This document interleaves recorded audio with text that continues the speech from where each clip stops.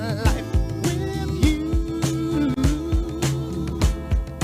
Let me say, sing, baby, since we've been together, ooh, loving you forever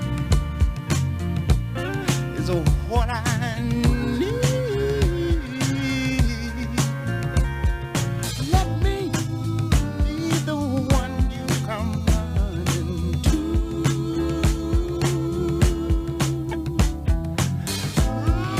I'll never be untrue.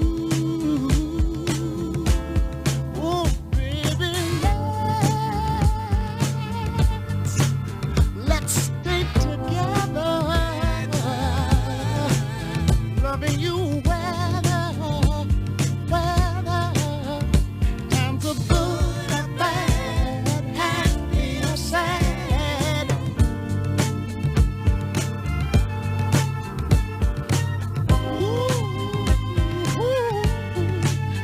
yeah. Well, the times are good and bad, happy or sad. Why somebody, why people break up? Oh, and turn around and make up. I just came to see you'd never do that to me, would you, baby? Spinning around you is all I see, is what I want to do. We ought to stay together, loving you weather, times are good and bad, happy or sad. Come on, let's stay together, loving you weather.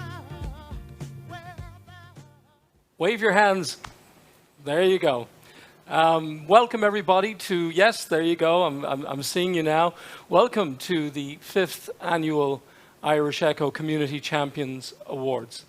We're coming to you from the Moore PA studio in Woodside, Queens, New York. I know you are scattered all around the country today. And this is a very special day. These are a few unscripted remarks by myself. I'm Ray O'Hanlon, the editor of the Irish Echo, and I deliberately say unscripted because we're all living in an unscripted year. This is like no other year we've ever had. We started off in January expecting 2020 to be, well, 2020, and then it all changed. In the early part of the year, we at the Irish Echo were organizing our Community Champions Awards, which would draw on people from all sorts of fields of work, but doing different things for the community. And we were expecting to gather together at Rosie O'Grady's in Manhattan, as we always do, to celebrate, to clink a glass, to greet each other, to talk. And then, of course, as we know, everything changed. The world changed. So we had to go and look at this again. And what we've come up with is a community champions, again, people from all walks of life, but people who are focused on one thing this year, as we've all been doing, and that is to try to bring relief to our fellow citizens who are battling COVID-19 and all its effects, both medical, social, economic, and everything else. And all of you today have been doing exactly that, and we are most proud to be able to honor you today and to highlight your work for the community coast to coast. Now, just a quick mention before we proceed. I think you can see on your screens, we have a GoFundMe link that we have been using to try and literally keep the show on the road. Because like every other business in the country, we ourselves have been sort of battling to sort of keep our heads above water. So those who are viewing this today, by all means feel free to go into that link and do what you can. But again, all of you, I have read all your biographies. I am absolutely just bowled over. Some of you I know and I've known over the years, some of you I don't and I've not met, and I'm delighted to meet you today, courtesy of technology. We're living in the age of Zoom. Who knows how it happened? Even for old guys like me, it has changed our world. But we're going to start. We've got a lot of people to speak to today, questions to ask, and looking forward to hearing your answers. But first of all, we're going to start the ball rolling with a few words from the Consul General, the Irish Consul General in New York, Kieran Madden. So stand by for Kieran. I'm delighted to join you all for the annual Irish Echo Community Champion Awards. This year, above all year, we have needed our community champions. Many of you will be familiar with the Irish concept of mehel, the coming together of the community to help each other at a time of need, whether it's a positive need like gathering in the harvest or in times of trouble. And this year we have seen mehel among the Irish community all over this country. I have seen it firsthand myself here in New York City, and I know that my colleagues from the embassy and from the consulates all across the country have also seen the mehel in action. We needed you and you were there. Every man and woman on the list of awardees today was part of that community and part of that shared effort in the year of the pandemic when we needed your assistance. It would be invidious of me to pick one or even a handful of people from that list. There are many, they were all worthy awardees. But I do want to mention one community champion in particular, the Irish Echo itself. Ray O'Hanlon and his team have been part of what has connected us and made sure that we remain as a community. This year, and for the last 100 years, they have done this. So we owe them a great debt of gratitude. But I want to congratulate all of today's honorees. When people doubt that the Irish community is still a community in New York, they need to look back at the actions of the Irish community in the United States in 2020. We stuck together and stuck up for each other. Thank you. Thank you, Consul General Kieran Madden. Now, what I'm going to be doing is, when I speak to each honoree individually, I will ask that honoree to unmute, and everybody else stays mute while I ask a question and get the answer. So, the first honoree to unmute and to meet, and there goes my earplug, that's the way it goes, is Christina Blum. Christina, are you there? Hello. Yes, you've unmuted. From the McManus School of Irish Dance, Christina. Congratulations on being an honoree. We're delighted to have you. And I have a question for you. I think you've been briefed on it. Yes. And the question is, how important has the sense of community been to you this year, this COVID year? And how has it been enhanced?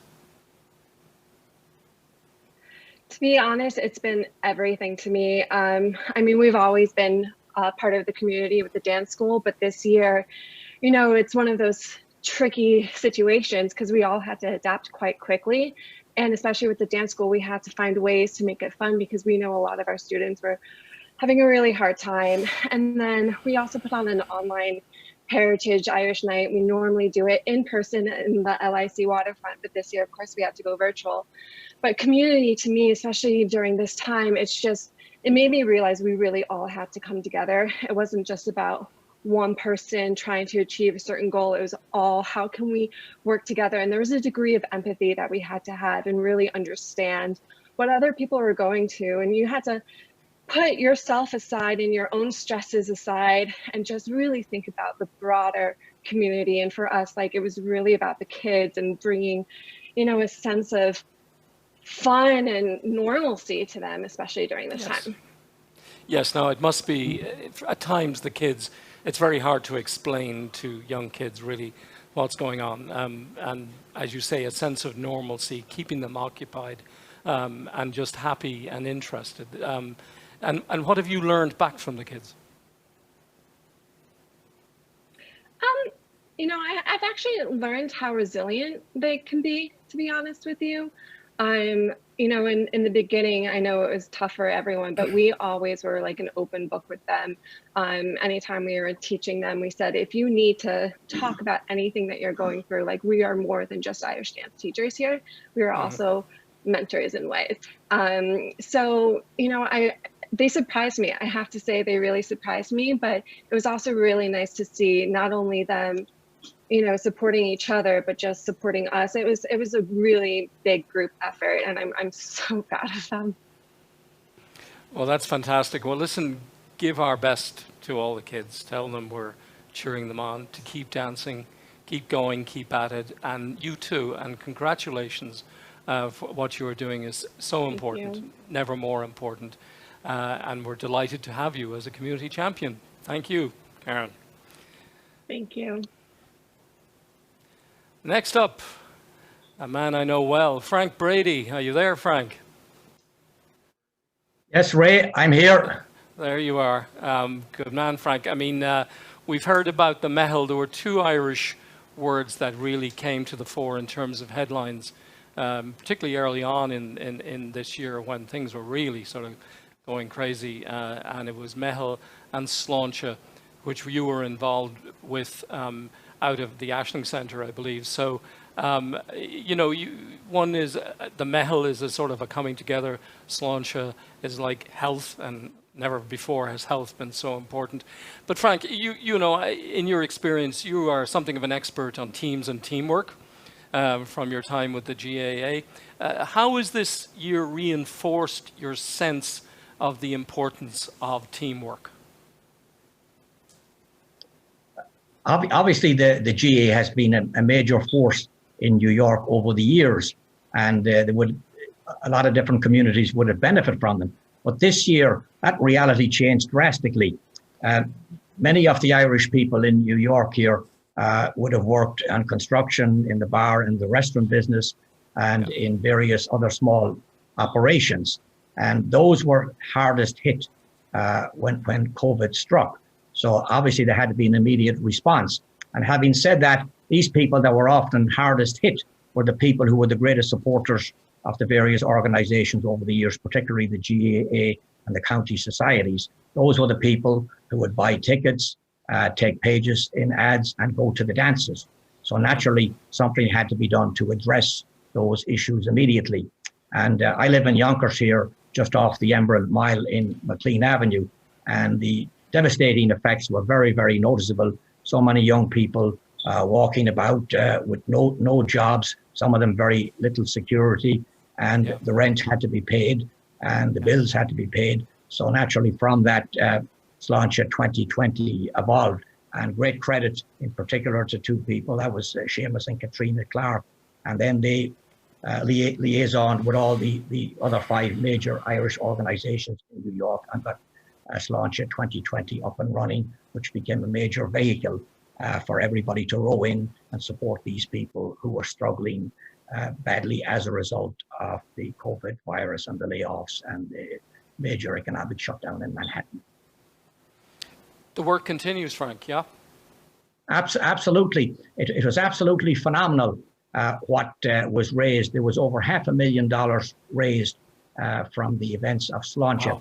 Wow. One of the things that I was involved in I became involved in Team Sláinte 2 years ago, and that was the brain child of Catherine Flood. And we organized a virtual run. You could run from anywhere from a 5K to a marathon. And in that itself, there was over 80,000 raised as a result of that run. I was very grateful to the support I got. I almost got $10,000 from my friends in the Leitrim Society, the Leitrim Football Club, family and friends, and my golfing buddies on the Sheridan Tour. And I think we all realized that the more we supported each other, the best everybody could come out. And I think we certainly came out of this with flying colors. That's very impressive, Frank. I mean, this is a case of the best of times, or the best of people doing their best in the hardest of times. And we're absolutely overwhelmed and impressed by what you and Sláinte have been doing. And congratulations on being a most deserving community champion 2020. Thank you, Frank. Before I go, Ray, I just want to make one short announcement. Yes. I don't know if you know or not, but we lost a great GA man this morning, Seamus Dooley. Yes. Very sad. It's a very sad day for the Irish community here. Yes, we heard that this morning. And you know, Seamus obviously, correct me if he was president of the GAA in New York a number of years. He was obviously a pivotal figure in the GAA in New York, and from County Monaghan, as I recall, and That's correct, Kilkenny. where my father was from. And no, absolutely, we send our condolences and sympathies to his family and the entire GAA community. He will be long remembered. Thank you for telling us that, Frank. Thank you. Okay, thank you, Frank. And I believe now we have a video from the Ashling Community Centre in Yonkers. On behalf of the Ashling Irish Community Centre, I want to acknowledge some extraordinary community heroes, Frank Brady, Catherine Flood, and from USW, our friends Vivian Murray and Stephen Reid. Thank you from every member of the Ashling community whose lives you've touched, for being true community leaders, not just talking the talk, but walking the walk, going the extra mile every time, supporting your community. Congratulations, you're our community hero. Community heroes all. So our next honoree today is Mary Beth Blakely. Is she with us?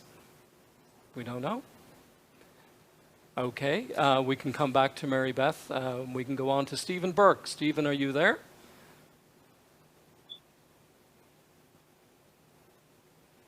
Stephen, come in, Stephen. Stephen's having issues with his audio connection.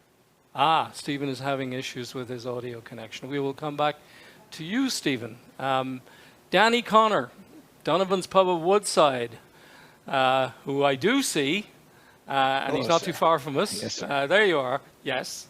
You know, that's a sunny day in the backdrop. That's not the real pub, because it ain't like that today. No, that's not live.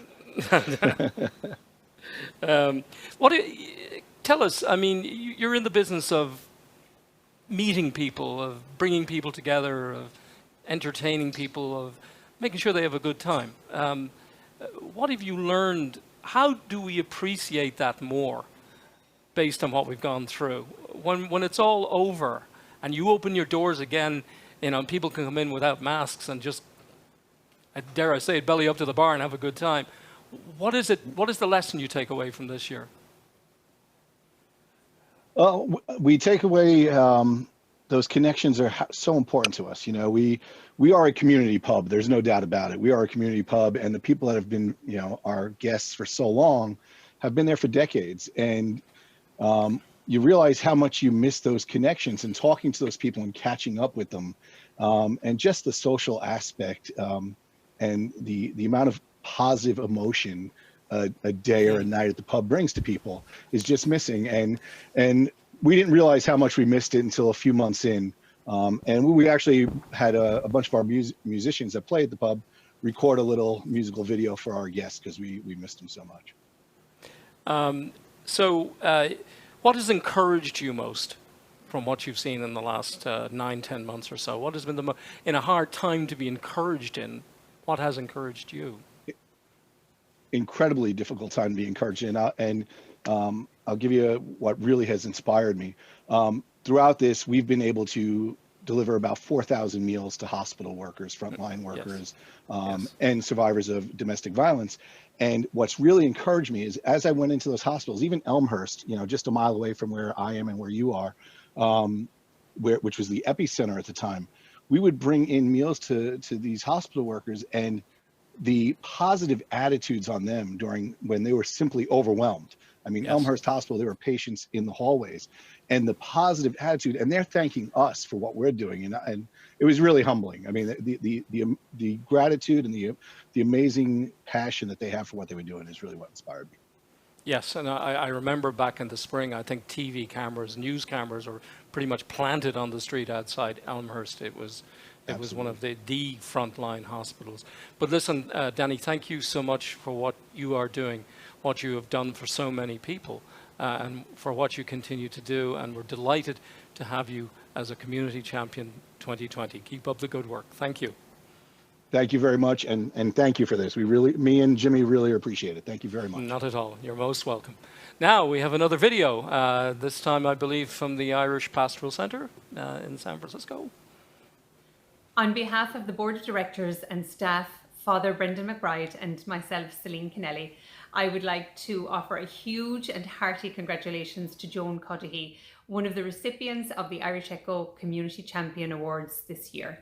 We are absolutely thrilled that Joan is receiving this award, and it is very well deserved. Joan has been working with us as our active retirement coordinator for almost 10 years, and she does a phenomenal job with the older adults in our community. 2020 has been a challenge to Joan and to everybody else, and she has just risen to the occasion, going to fully online programming from You, Me and a Cup of Tea on a Tuesday to bingo on a Thursday, a music hour, a book club, a birthday card club, and of course working with our volunteers to make sure that all of our older adults are supported. So congratulations, Joan. We are phenomenally proud of you, and we are so looking forward to being part of today's event. And thank you, Celine, and congratulations to Joan. Doing wonderful work out there on the West Coast. I believe we have made contact with Stephen Burke now. Stephen, who is Executive Director of the Irish Cultural Centre of New England. Are you there, Stephen? I am, Ray. Can you hear me? I can hear you now. And oddly enough, my question for you had to do with technology. Boy. Yeah, I know. I mean, we survived somehow. Yeah, but how is technology this year? And this is a question really, I suppose, for everybody. How has it changed your life and how you go about your life, and how has it helped facing the enormous challenges that we're all facing? Yeah, it's certainly a great question. And quite frankly, initially that was quite a challenge for us because, the Cultural Center here in Canton, Mass. has for the most part, historically been a fairly senior in age membership, and not really that technologically savvy. And a lot of communications about events and activities would typically go through word of mouth or even mailing.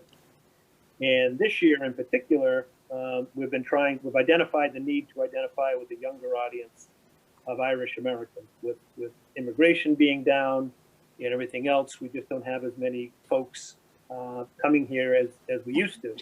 And I heard the gentleman before from the GAA. We lost our entire GAA season this year, when normally would have plenty of Irish coming over to play. So we missed out on that. And because of the COVID restrictions, we weren't able to offer anything in person. And let's face it, the whole idea and premise behind a Irish Cultural Center is bring people together to celebrate their heritage in a communal way. And it was difficult to do, but we did pivot, which is kind of an overused word now, but we certainly did pivot and started to offer more of our programs online as people get comfortable with it. So we have music classes, Irish music classes, we have Irish language classes, we have Irish history classes. And when it's actually done, we weren't quite expecting this, but the positive benefit that it's had is that now we're able to reach a much broader audience. And I mean that geographically, demographically, etc. We had a history series and had people coming in online from the Midwest, from California, and even from Ireland. And of course, that never would have been possible before. One of the big things we have identified as a need to address right now is to improve our website. And actually, as we go into the winter time, that's going to be a little bit quieter, as there'll be very few indoor activities permitted anyway. We're really going to focus on technology to improve the website and develop a strategic plan as well that we can use to appeal to a broader audience. So, technology, I've become a little bit tired of the Zoom calls myself, but, the way to get in touch with more people, certainly we're all for it. And we're trying to stay as up to speed as we can with everyone else. So I think it's actually an opportunity, and I was talking to someone just last night about this too, that even when we're able to come and bring programs back in person, that it's not going to be a flip of a switch and you go strictly from online to in person. I think there's going to be, an online component that's going to continue. Yes. So, that could end up being the best of both worlds when you can actually have people physically convene together, but those who can't can join remotely. So that's what we're hoping for. A lot of it's out of our control, of course, but the parts that are in control, we want to make sure we're doing well. Yeah, that's one of the ironies of what we face. Less movement, farther reach. Exactly. Yeah. Well, listen, Stephen, thank you so much for being with us today. Congratulations on your award, a most worthy community champion, and our very best to everybody up in Canton. My pleasure, and congratulations to all the other honorees as well. And I'm really interested in hearing their stories because it looks like a great group. Thank you. Thank you, Stephen. Thank you. Next, we have Jacqueline Costello. And Jacqueline is forensic biologist at the Office of the Chief Medical Examiner of New York City. Jacqueline, are you with us? Yes, I'm here. Hi, how are you? I'm well, how are you? I am doing fine, thank you, Jacqueline, and congratulations on your Community Champions Award. Thank you. My question for Thank you, and you work in the scientific field, but at the end of the day, how important is family and friends to you as a result of the work that you've had to, and obviously the high pressure work that you've been having to undertake this year?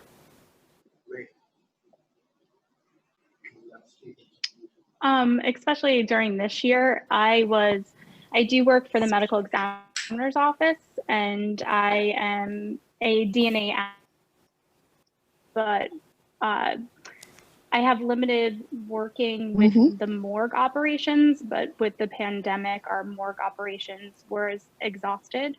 So they had to deploy people from different areas of the medical examiner's office, which would preserve and hold the remains of the deceased during the COVID pandemic. And we would release those to the funeral homes, which were very, couldn't accommodate the amount of people that were deceased. So during that time, I was put into a position that I wasn't very familiar with, and something that not a lot of people want to talk about or people want to help out with, understandably so. So I did really rely on my family to help me through that my part in the pandemic. Yeah, to your point, Jacqueline, I think we've all been put in a position or in positions this year that we're not very familiar with, and we're just sort of scrambling and learning as we go along. But clearly, the support of family and friends at the end of the day is absolutely vital to you. Yes, very much so. Okay. Well, Jacqueline, listen, thank you, and congratulations on being a community champion for 2020, and keep up the good work, literally in every sense of the term. Thank you very much for being with us today. Jacqueline, okay, next, Michael. Thank you very much. You're welcome. Michael Kremen of Emerald Dry Cleaning, and also involved in the Mehel. Michael, are you there?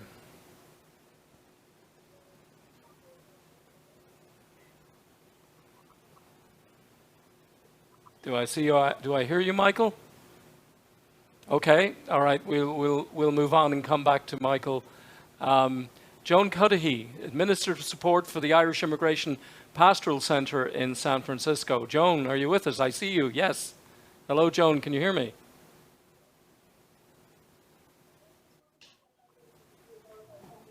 Hello, Joan.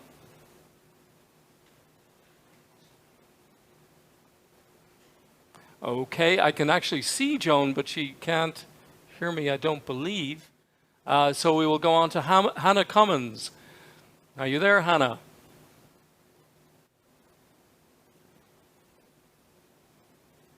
And then no. And then we'll go to, all right, we'll move down one more. Tara Cummins. Are you there, Tara? I see Joan. Okay. Not at the moment. So back to Joan. Joan, are you there? I can see you, Joan. Can you hear me?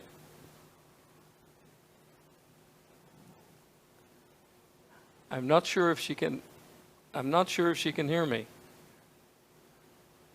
Hello, Joan?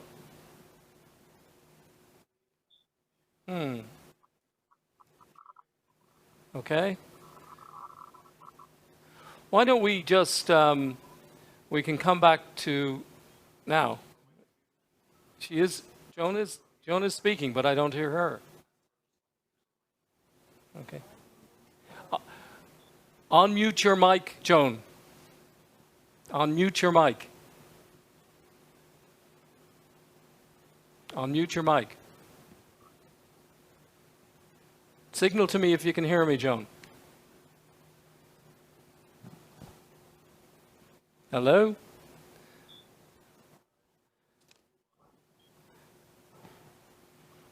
Can you hear me, Joan? All right. Well, we will come back to Joan in a moment. Shall we just move ahead? I think we have a recorded message from Thomas Hanlon. That's already.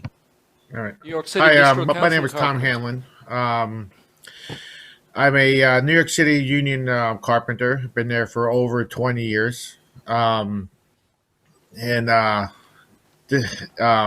I got started in this sewing, I joined the math squad after someone donated my daughter a sewing machine that didn't work, and I had to fix it for her. That took me like a week and a half. She started sewing masks, then she didn't want to do it no more. Then my wife needed masks for her work since she's a frontline worker. I made a couple for her. She brought it to work, and then it kind of grew from there. Then she put it on social media. I was getting calls from all kind of nurses. Because back in March, April, May, when they needed masks, they would use my mask to put over their N95 mask. That would preserve their mask, for they can save them.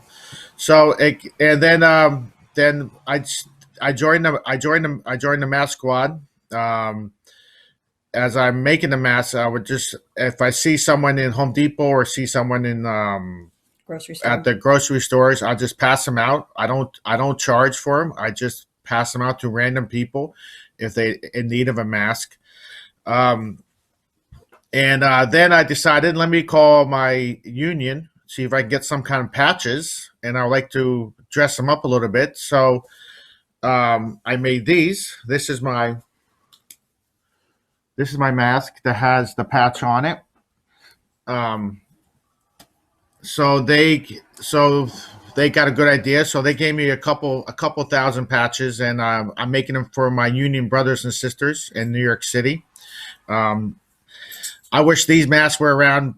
I was involved in the World Trade Center when it fell. I was in the cleanup crew after, and I wish these masks were around. At least it was something, because I got sick, and I got a lot of friends at work. They got breathing problems because of this.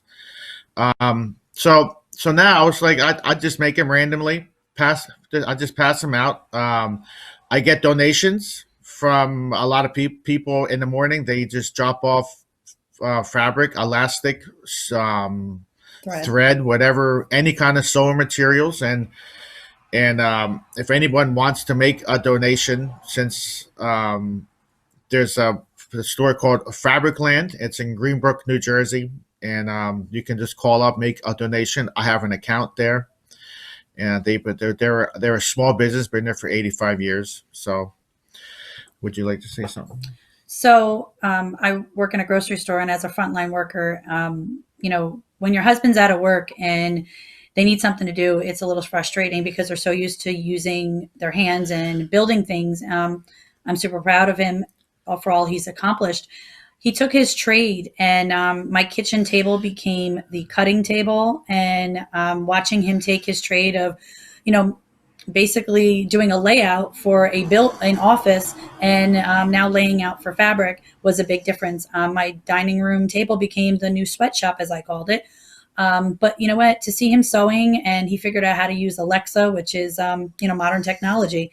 But he really had a great time, and watching him take a passion to such a trade and skill that has been obsolete is a big deal. And seeing what he's been able to do. So making masks for others and giving back to the community, not just here in Somerset County, but also to the district council, the New York City District Council of Carpenters, and our local, made a big difference. It's something to be proud of, and seeing what it's done for so many.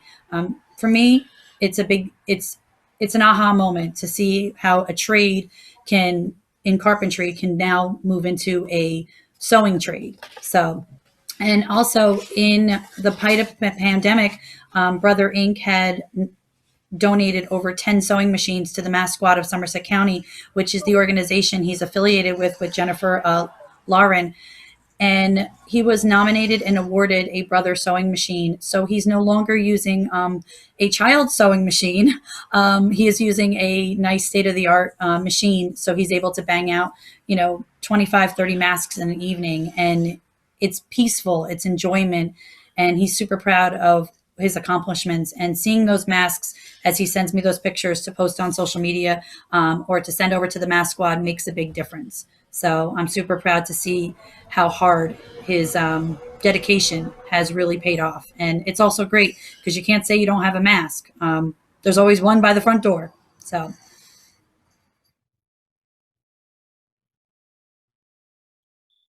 City District Council of Carpenters, Local 157. We're all being told that wearing masks is the simplest thing to do to save lives.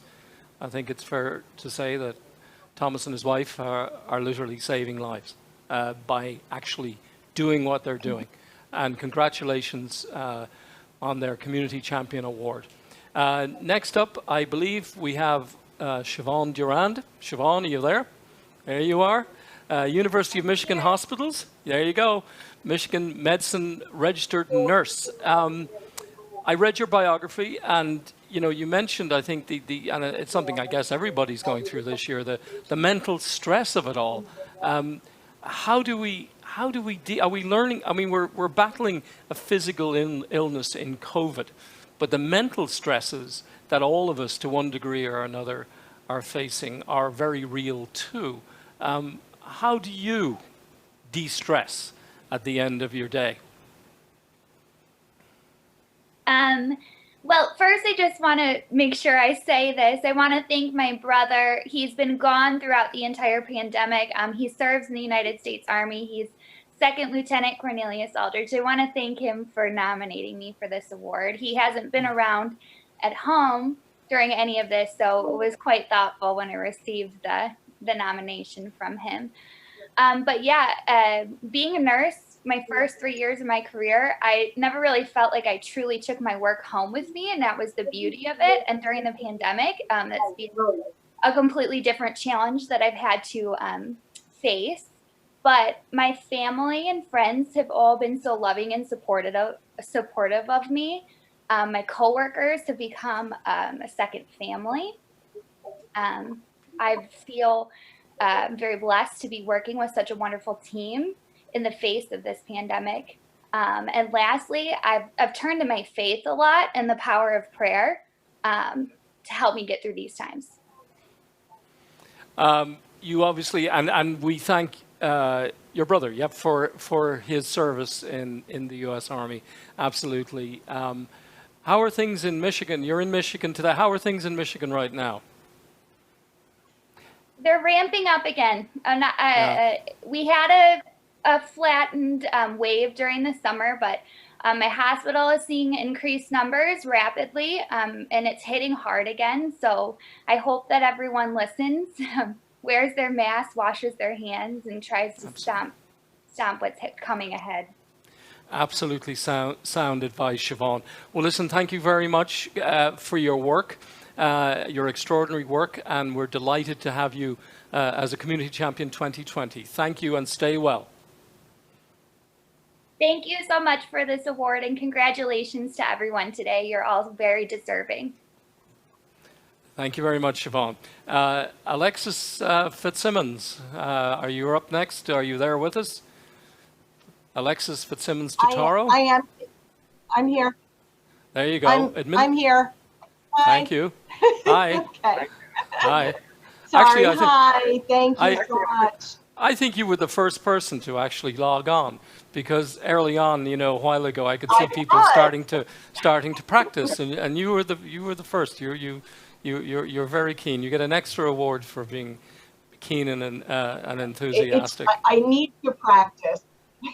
I need to practice. Thank you. It really is an honor. And I so appreciate the nomination from Leo McGuire. And it came as quite a surprise because he actually told me he was nominating my daughter. And then I received notification that he had nominated me as well. So thank you all.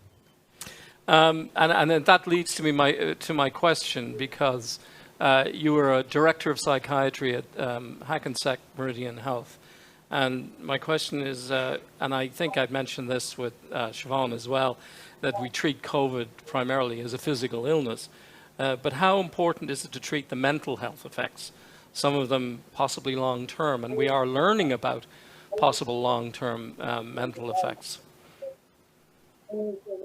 It's been so important. It really, without being super dramatic, as all our attendees can learn in various different individual ways, it's been a war. It really has been a war with this pandemic, and trying to keep everyone resilient and taking care of themselves while they're taking care of others has been a challenge. I think people have really learned how to come together. I think, as Siobhan said, you know, really reaching into your spiritual world and your beliefs has been invaluable. But as we know, I mean, domestic violence numbers have increased, child abuse has increased, the opioid crisis has gone even further out of control. It's just been a really challenging time for us all. So it's been difficult, but very rewarding at the same time. Yeah, you mentioned the opioid crisis. I mean, last year that was a headline story virtually every day, and it's been pushed completely to the sidelines. So, you know, obviously, in a way, you're battling on multiple fronts all at the same time.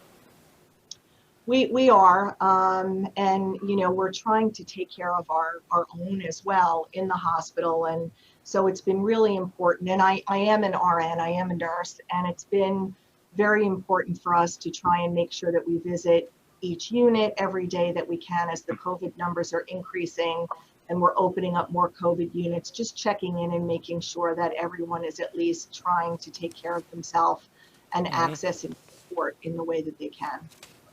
Okay, well, listen, thank you so much for your work. It's obviously frontline work in every sense of the term. You're doing an extraordinary thing, and we are absolutely delighted that you are one of our community champion honorees for 2020. Thank you. Thank you, Alexis, and stay well. Thank you very much. You too. Okay. Next, we have Catherine O'Flaherty. Are you there, Catherine? Hi, Ray. I'm here. Can you hear me?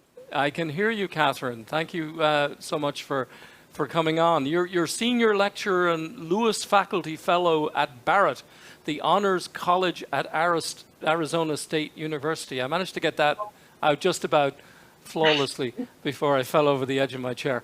But thank you so much for being with us today. And I have a question for you, because you are in education. My wife is a teacher, and she's had to sort of, like everybody else, you know, she's become the queen of Zoom, you know, with her kids. But 100 years ago, during the Spanish flu epidemic, 1918, and it went on for several years, there was no means of technologically communicating in the way that we can do today. So compared to 100 years ago, how much better placed are we to sort of deal with and to continue with the education process because of technology? And what lasting effect do you think that ability will have after COVID is gone? Well, it's interesting, Ray. I think there's a lot of opportunities to connect people through technology, obviously ways that we didn't have, and not just 100 years ago, but I would say maybe even 15 years ago, before there was Zoom, we wouldn't have had these options. I think one thing that's interesting though is there's still difficulty. I mean, we at Arizona State, we have to, and all colleges and universities across the country, we have students who just don't have the access, right? So access is another thing. We tend to think there's a lot of access out there, and it's really these sorts of events that we realize not everyone has a computer where they can log into Zoom, and not everyone has a background in how to use Zoom. Not everyone has high-speed internet. So I think we still have to kind of keep that in mind, but still, I think for my students, when ASU moved to all online in the middle of March, it was really challenging for students, especially those who had to fly back home across the country. Some of them were really afraid, to fly and to go back home. And I think that Zoom and logging into Zoom and taking classes, it was a little bit of stability for them. And not that it was normal, but it was something they could count on, something that they could sort of, plan their week around. Well, certainly it breaks the isolation, because for some people, literally people, a lot of people need other people. I think there's a song about that. I think Barbara Streisand sang it or something, like people need people. And yet we are so much prevented from joining together like we would have in a normal year for this awards event. And yet the technology, even if it's virtual or remote, it does break that remoteness to some extent. So, quite clearly this is important to you, yes? Yeah, absolutely. And I think, for especially for college students, where so much of it is about the social interaction and so much is about that college experience, this is at least a way to keep them connected. And even though it's not what they expected, it's still a way to keep them as connected as we can. And also just, again, something that motivates them to keep going. That things are hard right now, and I have students who have lots of challenges in their lives, and things are hard, but it will get better. And if we stay connected and if we keep pushing through, it's going to keep us moving along. Yes, thank you, Catherine. You say it will get better, and absolutely it will, and we're with you on that. Thank you and congratulations on being a community champion for 2020, and keep up your good work. Thank you, and stay well. Thank you, and congratulations to everyone else also. There you go. Catherine Flood, are you there, Catherine? There I see her. Catherine, are you with us? Hello? Unmute your mic. Hello.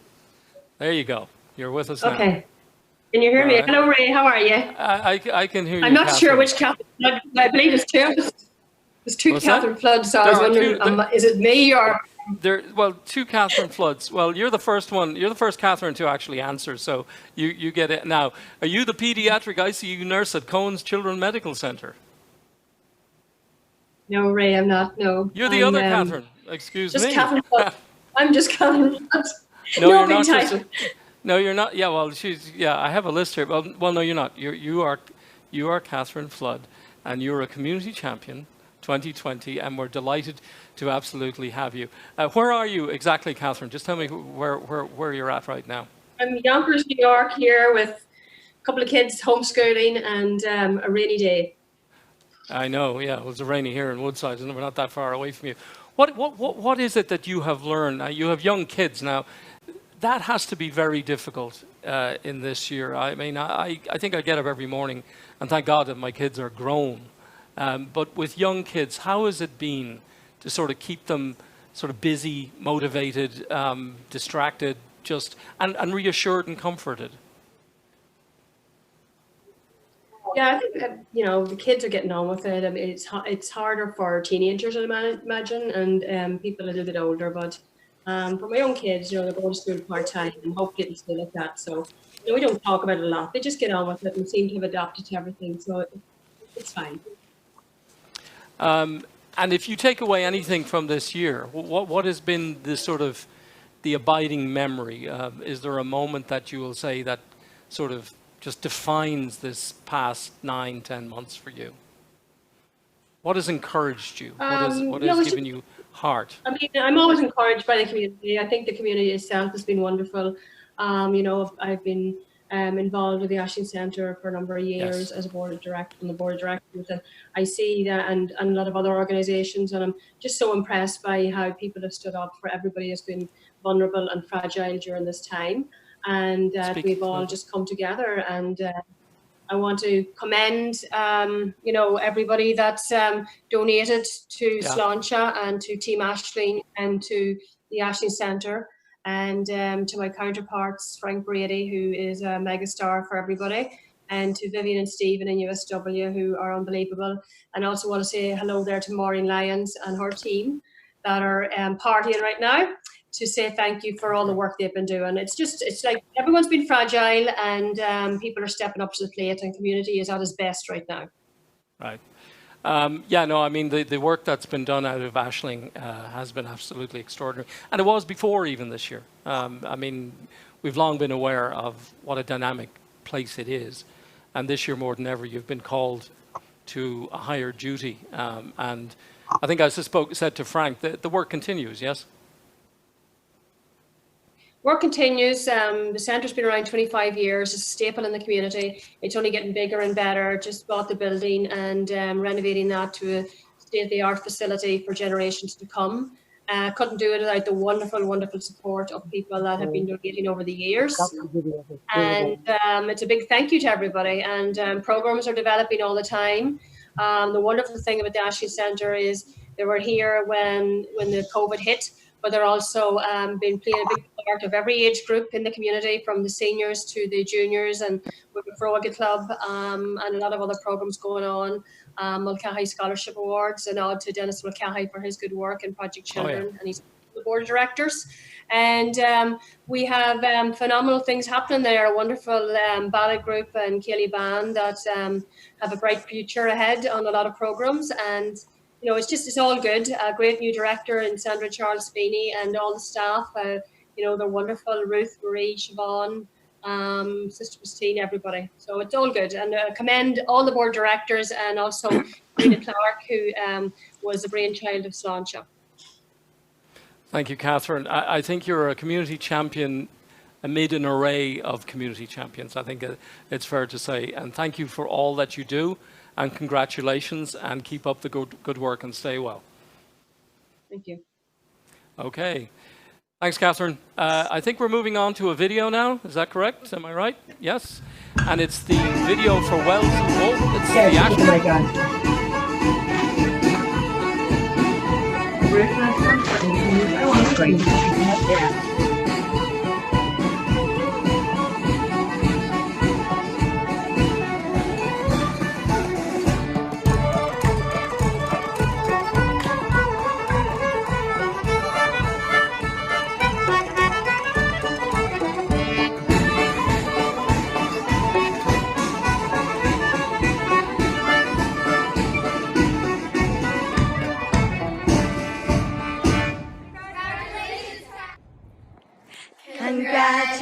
Congratulations to you. Congratulations to you. Congratulations, dear Catherine. Congratulations to you.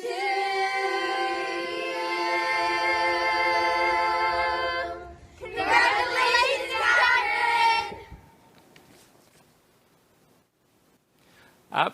Absolutely, congratulations, Catherine Flood. You have your fan club there, quite obviously. Now, we're going to move down our list. Do we have Kevin Jackson with us? Is Kevin there? I believe he is.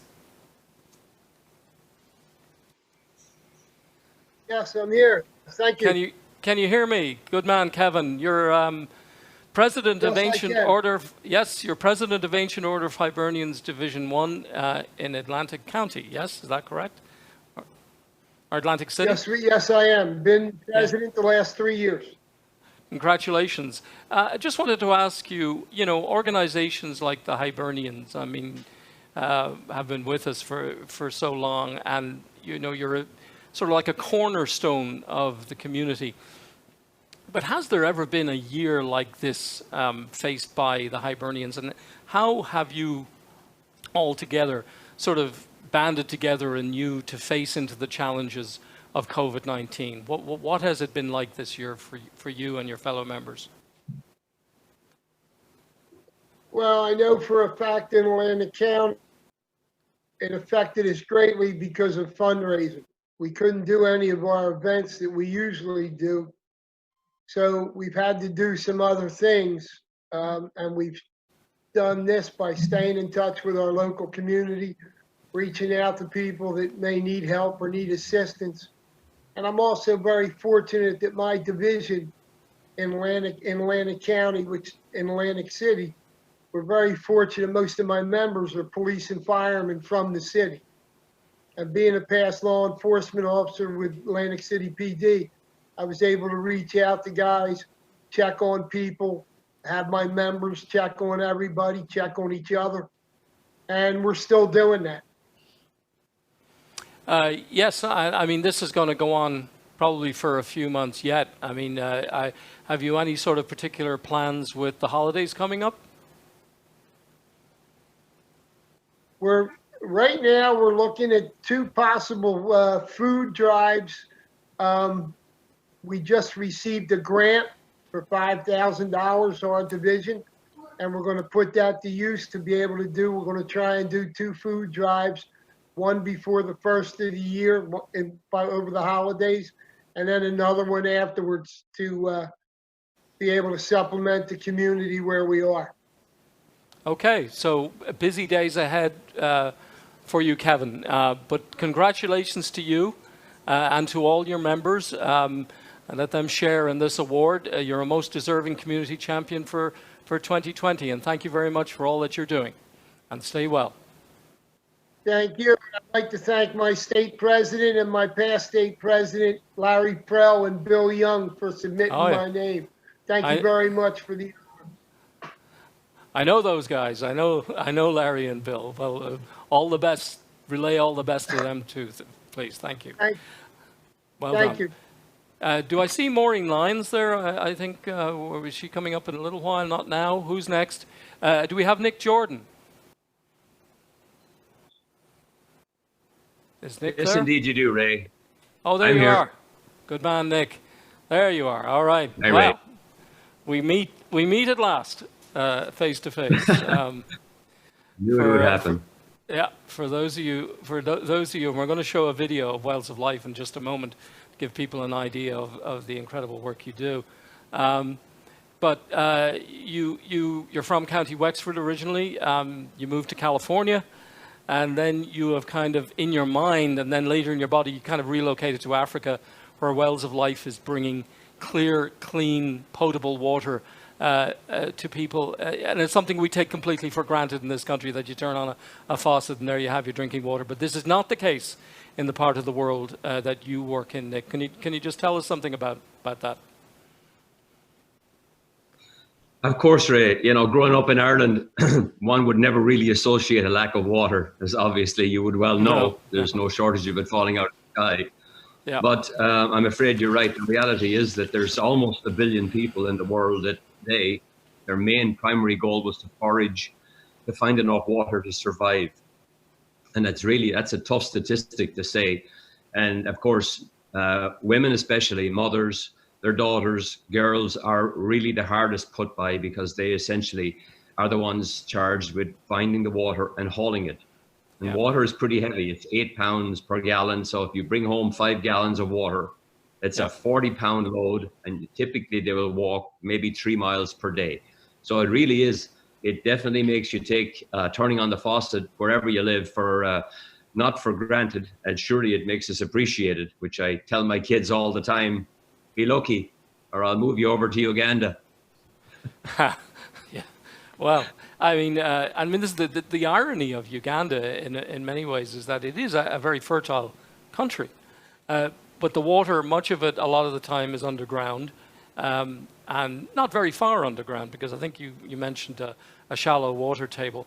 But it does take technology, it does take money and the technology to sort of get down to the water to bring it up for the people. Just tell everybody, recently you named a new well after the late John Hume. Can you just tell us a little bit about that? Absolutely. You know, one of the things that has been very popular of late at Wells of Life is memorial wells. You know, and let's face it, when somebody's gone, you know, they're gone, and please God, they're gone to their eternal reward and they don't need anything. But it is a wonderful way to be able to remember a person and to honor their life and honor their legacy. And so with permission from the Hume family, our staff in Ireland, Wells of Life is an approved charity in Ireland, as well as in the United States and Uganda, that decided to raise funds to dedicate a memorial well, which was called the Peace Well, of course, appropriate for John Hume. And we drilled it, dedicated it. And it really was a beautiful, touching gift to a man who spent his entire life working and fighting for peace. And thank God in his lifetime, that became a reality, as we all know. So yeah, we really did enjoy the opportunity to be able to drill the well, dedicate it, take the photographs, create a book, send it to the Hume family. And thanks to the Irish Echo, of course, that you thought enough of that story to basically publicize it, which allowed us to get so many different contacts from people that were interested in hearing more about memorial wells. Yeah, that was our pleasure, Nick. We're just going to play a video. Well, listen, congratulations. I know you're going to keep up the good work because you are dedicated to it and it will continue. But congratulations on being a Community Champions Award winner for 2020. We're going to go to a video now, which will show everybody more of the work that Wells of Life does. Thank you, Nick. Thanks, Ray. Thanks, everybody. Hello, my name is Peter Callahan. I'm from County Cork, Ireland. Actually, my folks are. I'm the president of Wells of Life, an organization that drills water wells in rural Uganda. We're a 501c3. We enter into partnerships with the people in Uganda in order to bring water to places that are in desperate need of it. Uganda is 85% Christian, but 1 out of 5 children dies before the age of 5 because of dirty water. And girls can't go to school, mothers can't be mothers. And so what we have done is we've formed partnerships with these villages to give them a helping hand up, not a handout. And so I don't refer to us as a charity, although we are a tax-deductible 501c3. Nick Jordan founded this charity and was received an award from Irish Echo today as a result of his efforts. I'd like to tell you a little bit about Nick. Nick was born and raised in Ireland, taught school there for a number of years, then came to the United States without 2 nickels to rub together, and had a number of different jobs trying to find his spot in the American dream. He worked on a cattle ranch in Texas. He did construction work in New York City, and eventually came to California, got involved in real estate, and made a fair amount of money. He took a month off and worked with an Irish charity in Uganda to build schools. And he saw the tremendous need there for water and for schools. And so he came back to California and talked to some of his real estate investor friends and raised enough money to build 4 schools in Uganda. When he went back to build those schools, he saw that education was important, but water was absolutely critical. And so he founded Wells of Life, an organization that specializes in drilling water wells and teaching people sanitation and hygiene and well maintenance. And in the 10 years that we've been in existence, we've drilled over 500 wells, helping over 500,000 people. And we've repaired 120 wells that were broken that were built by others. I met Nick 7 years ago at a St. Patrick's Day party. And he told me if I would give him $6,000, which was then the cost of a well, every penny would go to building the well. I didn't believe that. And I told him, I said, my friend, I will give you $6,000, but I'm going to go to Uganda and look for that well. And when it's not there, I'm going to put you in jail for a very long time, and I'm going to close down your charity. What do you think of that? And he said, that sounds great. When can you go? And so I went.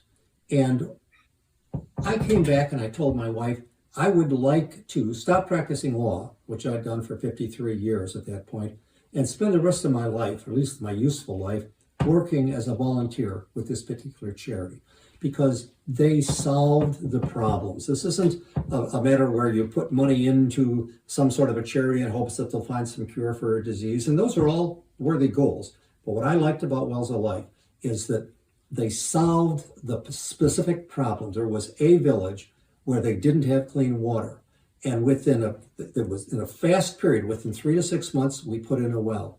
And at then $6,000, it'll soon go to $8,000 because of cost. But that's a fraction of what the other charities are drilling wells for. We solved the problem quickly. We solved the problem sustainably because we make unscheduled visits back to these villages. And if the well isn't working and they haven't contacted us and told us why or the problem, we find out what is the problem.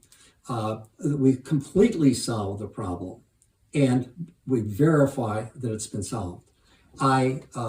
We give you the GPS coordinates of the village. We give you a booklet that explains what we've done with pictures of the actual people. They're not stock pictures. That's the particular village. And it solves the problem. A village is usually of about 1,000 people, has generations of clean water. And so we have statistics now on infant mortality rates that have drastically improved. The girls are going to school. And so the only regret I have involving Wells of Life is that I didn't find this organization and Nick Jordan didn't find me earlier. I was 68 when I joined. I wish I'd joined 25 years ago. So what are we looking for? We're looking for donations, or we're looking for volunteers particularly. But I want to thank you and God bless you for giving Nick this award. It's richly deserved. Thank you. Thank you very much. Water in a bottle, so easy. Water from a well, so easy too if you actually support Wells of Life. So I'd recommend to everybody to get online and check them out, wellsoflife.org. Thank you again and congratulations, Nick. And next, I believe we have Karen Kennedy. Do I see Joan? Is that Joan Cudahy? Have you? Yes, I'm. You finally. Finally, you're you're unmuted, Joan. Thank you and welcome, Joan, from San Francisco, from the Irish Immigration Pastoral Center in San Francisco. And what's it like there today? Is it a little bit better than here? What's the weather like in San Francisco? It's a little bit cloudy, and there's kind of a nip in the air because autumn. But it's a nice day. I've been out walking already this morning. It's a beautiful day here. Sounds absolutely lovely. Congratulations on your award. I was going to ask you a question about caring for seniors in this year. I think the whole COVID challenge has been especially hard on our seniors. How has this been a challenge for you in caring for seniors at the centre, and what have you learned as you go along? Well, it's a challenge because basically all our regular programming was out the window. We kind of like all our lunches and gatherings and so on, they were no longer possible. So back in March, we had to reassess what we were doing. And obviously one of the things we've done is we've used Zoom quite a lot for some of our programming. But the main thing that determined what we were doing was actually that we just didn't want to lose touch with their community. We have a very, very tight-knit community and a wonderful, absolutely wonderful group of seniors. And this is part of their lives. And we couldn't just sit by and let it be taken away from them, because more than ever, it's important that seniors stay connected. And this is what we've been doing, is to try and keep that connection going. And as you go, how have the seniors themselves? I mean, it must be. Some of them will respond, I suppose, more positively than others. But have they been separated from their loved ones? Has this been particularly tough? Of grandparents, for example, not seeing their grandkids? Has this been a real issue? some of them have had problems like that, connecting with immediate family. So what we've been trying to do is just to make sure that they, like through our programs, like they've been very, very resilient actually, and they've been very, very willing to try new things, like going on Zoom and playing bingo and having chats on Zoom. We have a coffee morning, you mean a cup of tea, and they're willing to try because they want to maintain that connection, and that's why this is so important. We have to sit back and let that community spirit with them just disappear overnight. But yes, they have a lot of problems in connecting with people, and we just want to make that job a lot easier for them. Okay. Yes, I think we've spoken before today about how technology has, to at least some degree, come to the rescue in this most difficult year. But Joan, thank you so much for all the work that you do and the work that I know that you will continue to do at the Centre, all you and all of your colleagues, and well done and congratulations on being a Community Champion 2020. Thank you very much, and I wanted to congratulate everybody that has been nominated as well. I'm in a very, very elite club here, so thank you so much, and I apologize for the earlier glitch. I'm putting it down to being Friday the 13th. That's my excuse now as well, because I've been sort of fiddling with my earpiece here. It keeps falling out, and that's exactly it. It isn't me. It's Friday the 13th. Friday the 13th. Thanks for getting me off the hook, Joan. That's it. Take care and stay well. Okay, no worries. Goodbye. Good to talk to you. Bye-bye. God bless. Take care. Now, next up, do we have Lorraine? Spiata? No, not at the moment. Who's next? Is it Karen Kennedy? Oh, Karen Kennedy. Karen, are you there? There, I see you. Yes, I am. There you are, Karen. Hi. And you're in White Plains Hospital, Centre for Cancer Care, and you're a surgical oncology nurse practitioner. Now, have you been pulled into the COVID frontline to any degree, or have you remained at your main job in the last few months? So currently, yes, I'm at my normal job, but back in March, I was reassigned with the respiratory department at my hospital. So we assisted the respiratory team. So we were right there with all the COVID patients, frontline and center. So it was quite nerve-wracking, but like everyone else has said, people have shown their support in a huge magnitude, and I think family, friends have really helped getting through this tough time. How important is the comforting word to people? I mean, a lot of people, if they're dealing with other illness, if they're dealing with cancer, for heaven's sake, that's enough. But then to have the worry of COVID in the background, how important is the reassuring word? It is. We have cancer patients coming through our cancer center nonstop. So the reassurance to them, just seeing us wear masks, wash our hands, we're limiting visitors, and they know that's just to protect them. And just being as diligent as we can as a cancer center, just knowing that we're dealing with the most vulnerable population.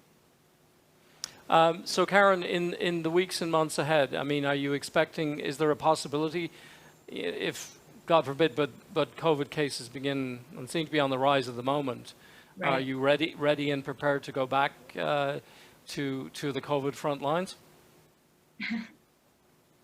I don't think anyone is ever ready, you can't really wrap your head around it. But I think as nurses in general, I think our first line of duty is to help. So, if I'm called again, it's just in my nature to do what I have to do. But it is nerve-wracking thinking about it. And there's always that possibility with the numbers starting to rise.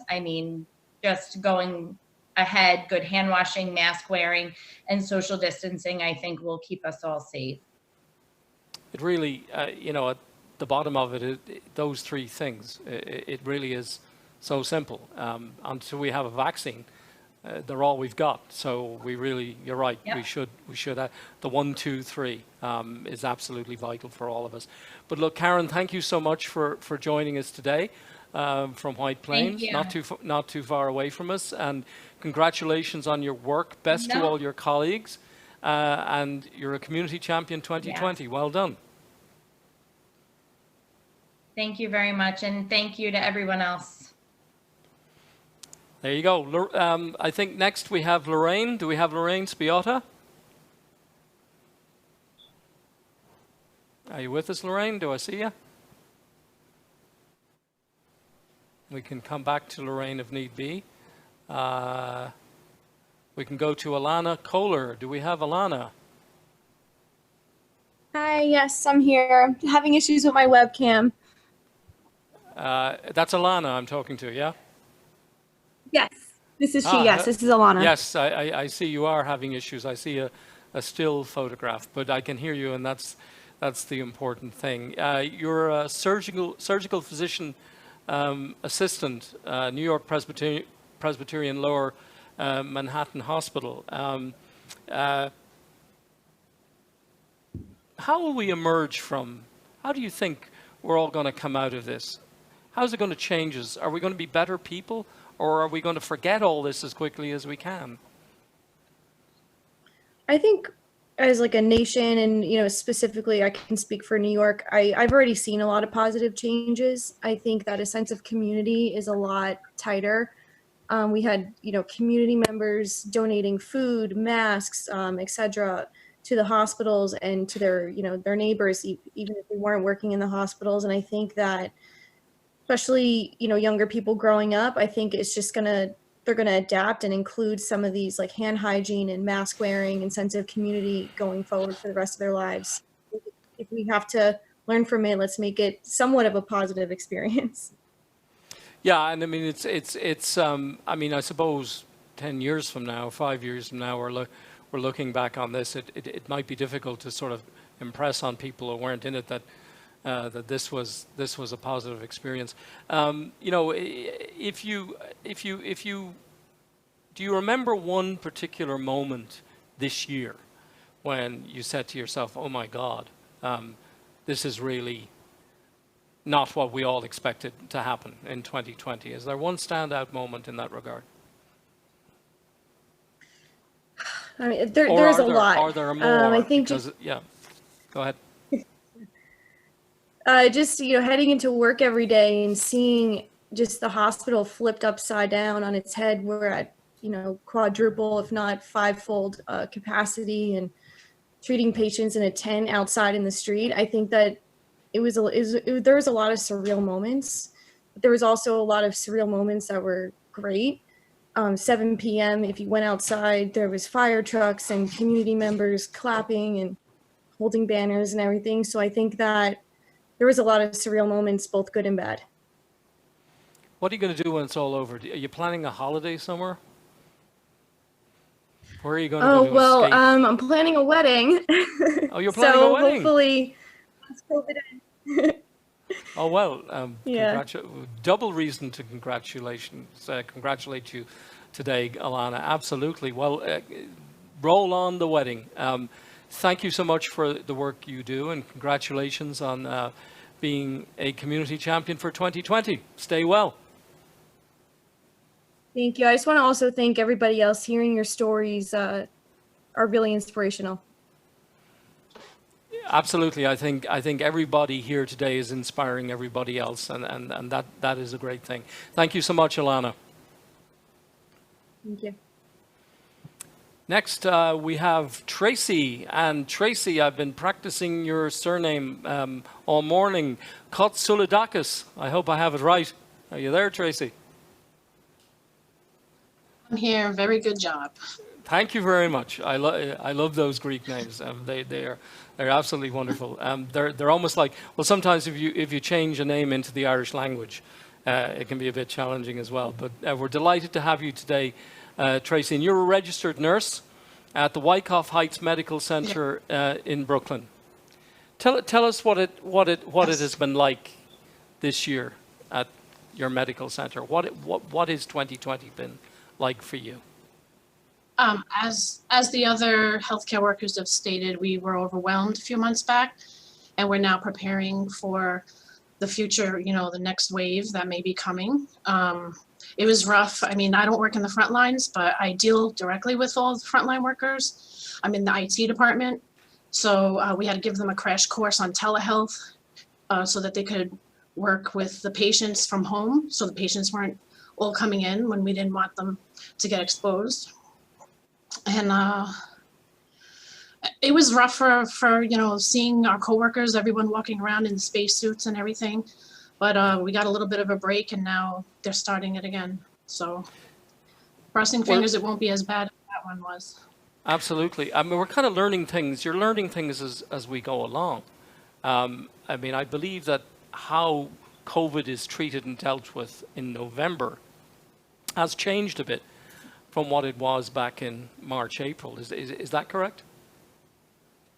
Yes, the treatment that they gave, they've learned as they've gone along. And my job is actually, I work with the EMR system, the medical record that the doctors put orders and people document. So we had to make a ton of changes to things in there in order to facilitate the treatment of the patients as it went along, and things are changing and new medications came. We had to constantly change the computer system for that.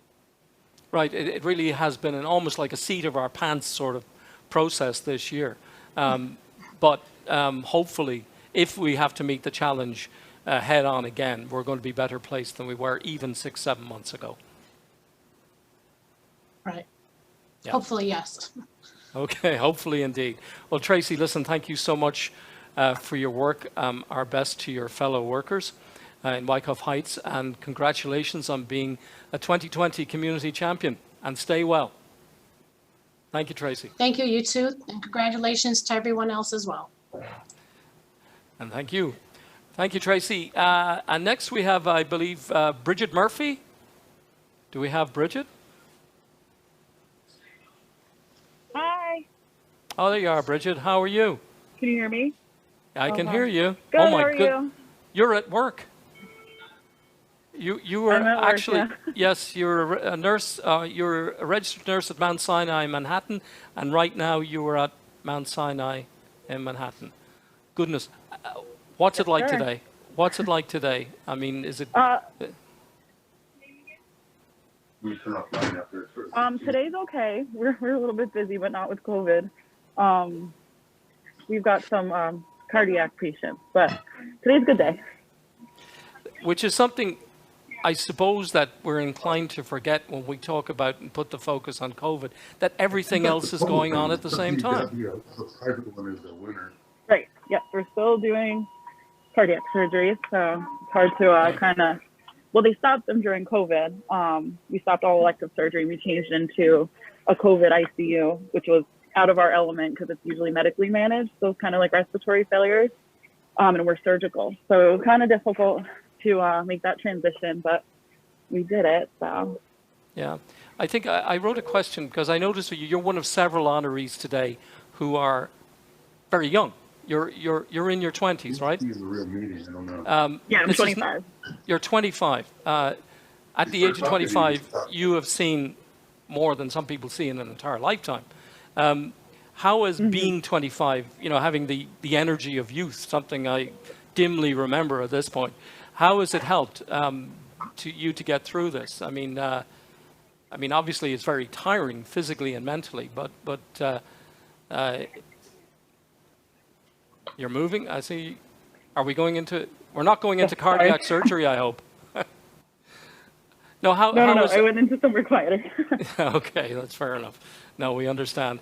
But no, I mean, your youth has given you, you have energy and commitment and all the rest of it. Has that been a help? I mean, to you in that regard? We talk about youthful optimism. Absolutely. I think it was definitely helpful during the time. I think I had a lot of adrenaline going in. I actually felt invigorated going in to work during the pandemic. I had a lot of energy. I would work 6 days a week sometimes. I would go, go, go, go, go.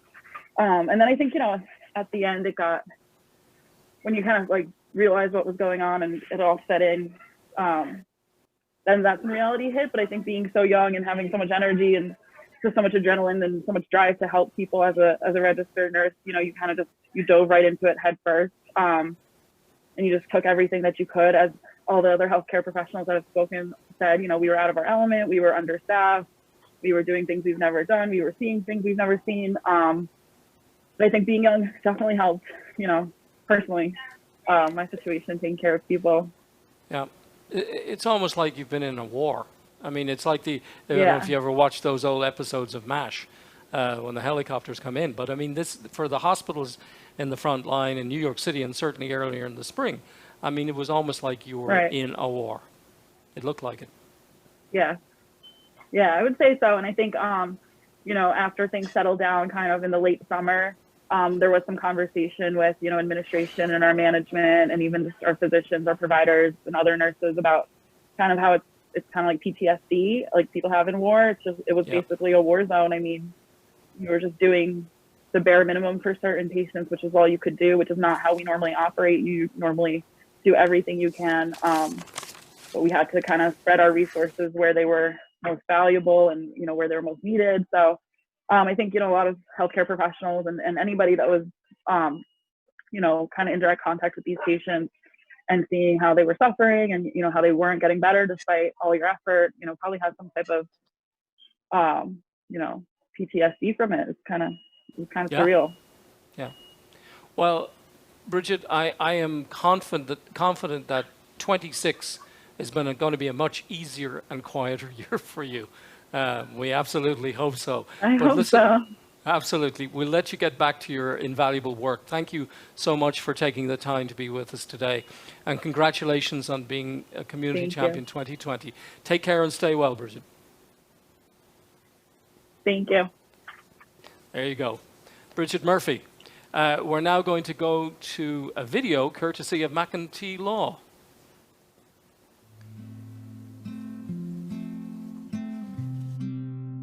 Hi, my name is Fiona McEntee, and I'm the managing immigration attorney here at McEntee Law Group. We are an immigration law firm, and we're based in Chicago, but we have clients all over the US.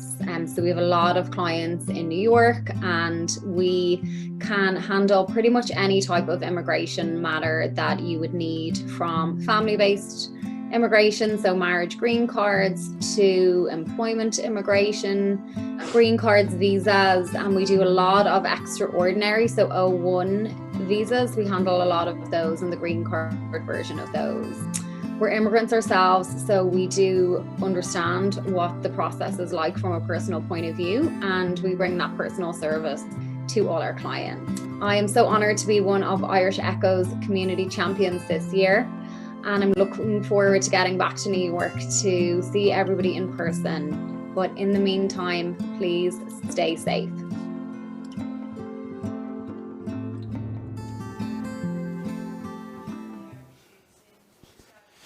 Oh, well, thank you, Fiona. And you're with us now, Fiona, I believe, yeah? Are you there? I see you. Hello, can you hear me? Hi. I can hear you, Can Fiona. you hear me? Yes, I can. Can you hear me? Hi, everybody. Hi, how Yeah, are you? nice to meet you, Ray. How are you? Likewise, I'm doing fine, Fiona, and thank you for that video. You explained very clearly and succinctly the work that you do in your firm. The question I have to ask you is with regards to hope. You know, hope. What do you hope after the pandemic with regard to the cause of immigration and a freer flow of immigrants once again to the United States of America? What are your hopes and aspirations post-pandemic? That's a great question. And I think, you know, we have seen, you know, who knew that mobility of people would be restricted in such a manner as we're seeing now. And I think, you know, even before the pandemic, to be honest, we've seen a lot of challenges with regards to immigration here in the US. But I remain extremely hopeful as we go into a new administration and into a new year.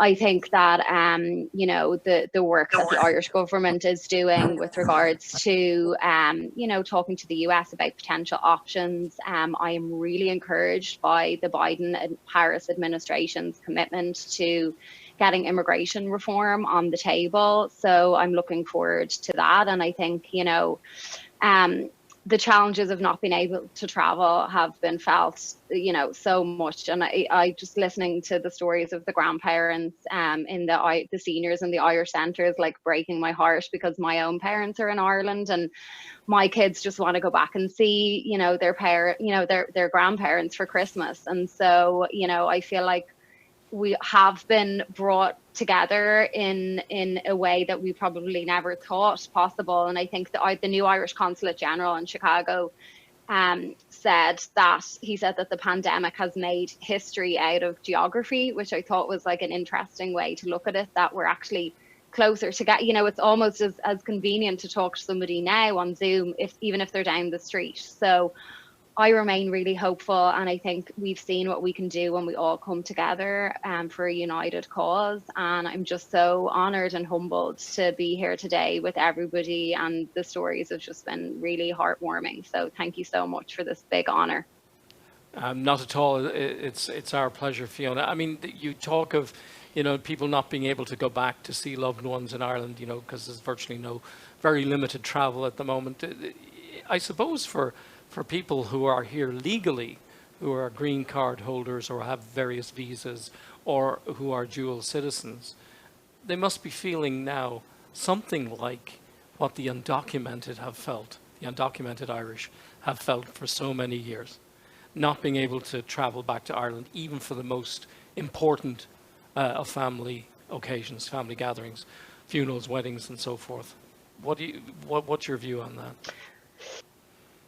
Yeah, I think so. And I do think, you know, that there's a lot of things that we took for granted before the pandemic, and not just the ability to travel, but I think who would have thought that grabbing a coffee with somebody or having a drink in our favorite pub, you know, would, you know, that we would not be able to do those things. So yeah. I think if anything, the ability to travel, or lack thereof, for people is something that we never really thought about for people who have status and are able to travel. So I think, you know, the pandemic has really put so many things into perspective. And I think that going forward, we will come out of this with just an appreciation for each other. I'm gonna tear up, but like my kids are homeschooling. I used to go, so stressed trying to get them out the door, you know, to school in the mornings, and you know, and you'd be like rushing around.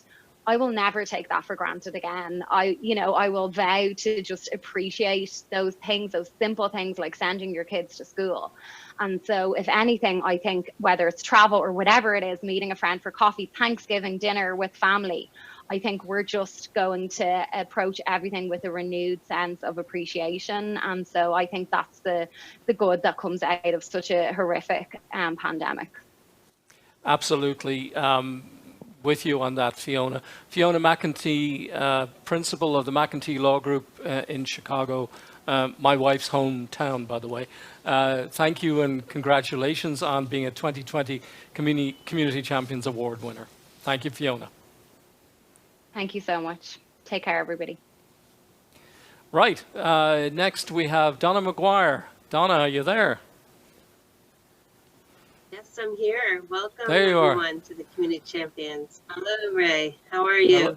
Hello, Donna. And Donna, you're the assistant principal, PS 18, in the Park Terrace School. That's correct. Yes. And what is that backdrop I'm looking at? Me? Yes, I can hear you. Oh, well, instead of just looking out a plain wall, I figured, why don't I go to the Zoom backgrounds and find a beautiful picture of Ireland? So I have a variety of them, and for the different Zooms that I'm on, I just switch it up. Well, you're making me homesick. But I have a question for you with regards to education. I mean, this has been an extraordinarily challenging year for educators, for school kids, for college students, for everybody involved one way or another Everybody. Yeah, is it going to when it's all over? Are you going to go back to everything the way it was, or do you think that there will be some permanent changes as a result of this year?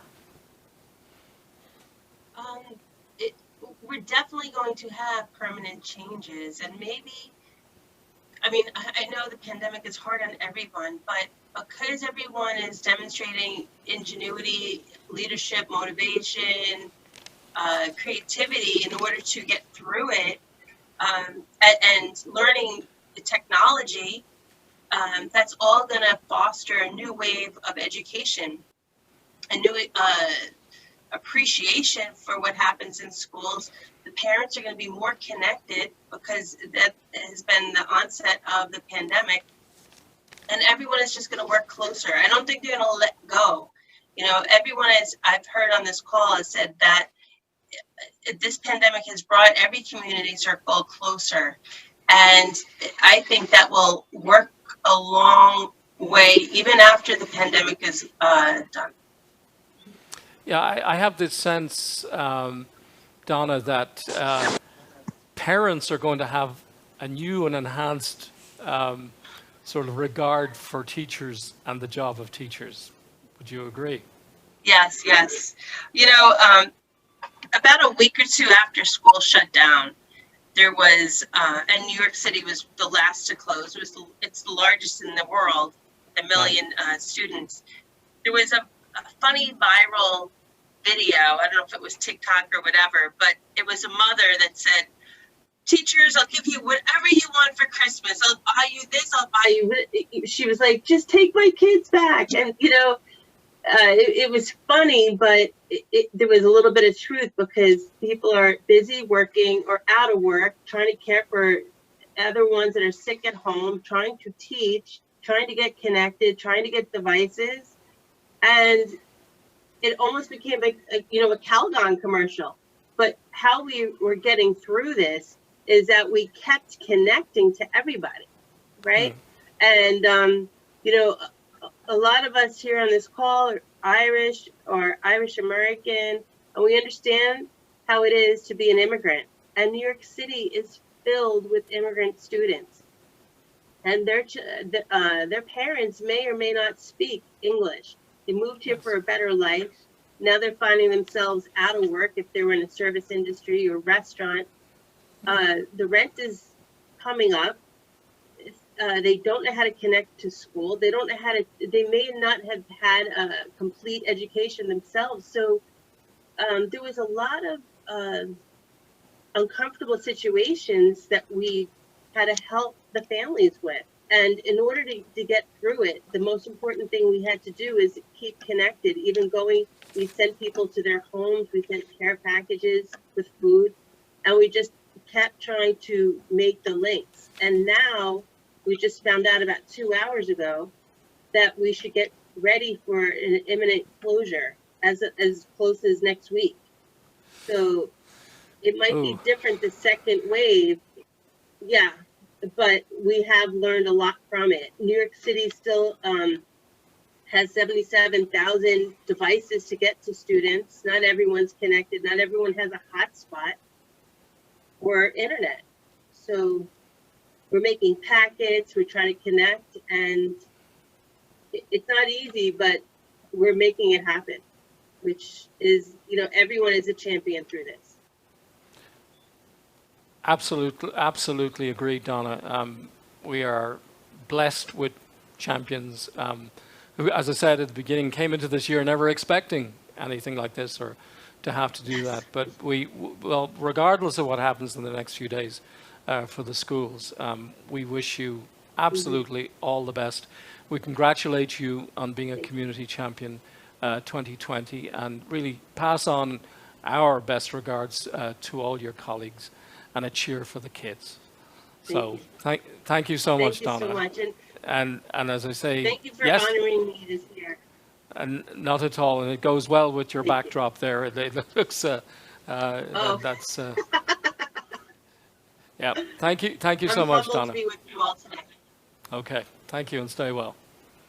Okay, next we have. Do we go back to Catherine Flood, our other Catherine Flood, pediatric ICU nurse at Cohen's Children's Medical Center. You there with me, Catherine? There we are. Yep. You're with me, yeah. Hi, how are you? I'm fine, Catherine. Tell me, what's the year been like at your place of work? What have been the challenges that have faced you each and every day? It's definitely been quite the year. I work in a pediatric hospital, but we're actually connected to Long Island Jewish Medical Center and North Shore University Hospital. So those are two big teaching hospitals for pediatrics and adults. So when, I guess like late February, we kind of started getting the heads up, you know, this pandemic might be coming to us. We kind of have to prepare. I don't think any of us were actually prepared for what happened. A lot of the pediatric nurses got deployed to the adult side of the hospital. We had about 5 units on the pediatric side converted to adult units for COVID. Our PACU, our surgical units, like everything just became one giant COVID ICU. So. All right. You know, kids are like magnets for information. Even the youngest one these days, they're plugged in. They know stuff. They find out stuff. They know about COVID.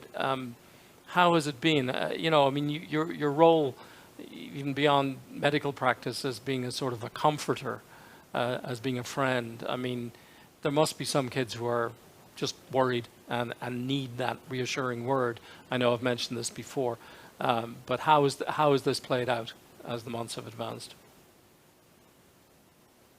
Yeah, so obviously we provide care for kids every day. We really enjoy providing that comfort for them. I think especially when children started having this post-COVID inflammatory syndrome, I'm not sure if you guys knew about that.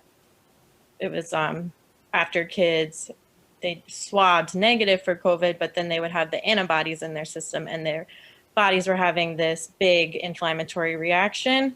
You know, kids, I don't want to say it's easy to comfort them, but it's more the parents and the adults where they kind of watch the news, they see what's going on, they see how bad, how quickly kids can deteriorate from this. Yeah. It was just my normal job to provide care and comfort for the kids, but it was the parents as well. That was the hard part. We didn't have a lot of answers at the time, and they have a million questions, and we didn't really know what. Yeah, what exactly.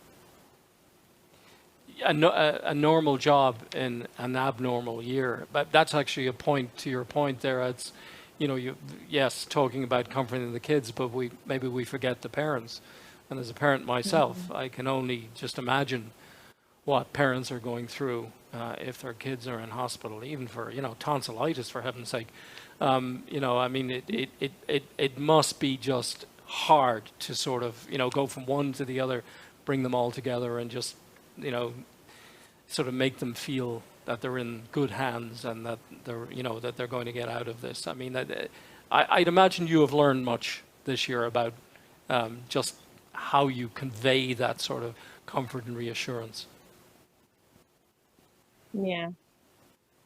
Yeah. And another difficult thing are the adult side of the hospital wasn't allowing any visitors. And like I said, we were getting floated over there as ICU nurses.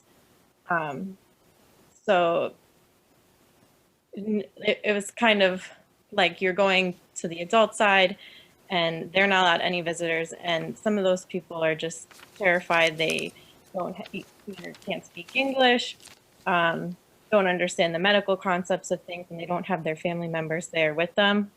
And then on the pediatric side, we were only allowing just to limit contact and the amount of people going in and out of the hospital. We were only allowing one parent at the bedside. So on top of being the adult patients with no visitors, it was really hard having just one parent. They don't have their husband or their wife there to comfort them or bounce questions. They're just as scared as their kids are. So, Yeah. Really, the work that you're doing and your colleagues and everybody in the medical field frontline in COVID is really, really quite extraordinary, and it goes well beyond the bounds of just sort of literally applying medical science. Thank you, Catherine, for the work that you are doing. The very best to you in the weeks and months ahead. Stay well. Congratulations on being a community champion for 2020. Absolutely deserved. Thank you. thank you. And I just want to say thank you to Dan, who donated food to different hospitals. You may not realize it, but when you're working 5, 6, 7, 12-hour shifts every week, it was a big help. And we really appreciate everybody in the community that reached out to the hospital workers. Thank you. Way to go. Thank you. Thank you, Catherine. All right. Who do we have next? Is it Sally McNally? Yes, indeed. Sally, how are you? Sally, you can hear me?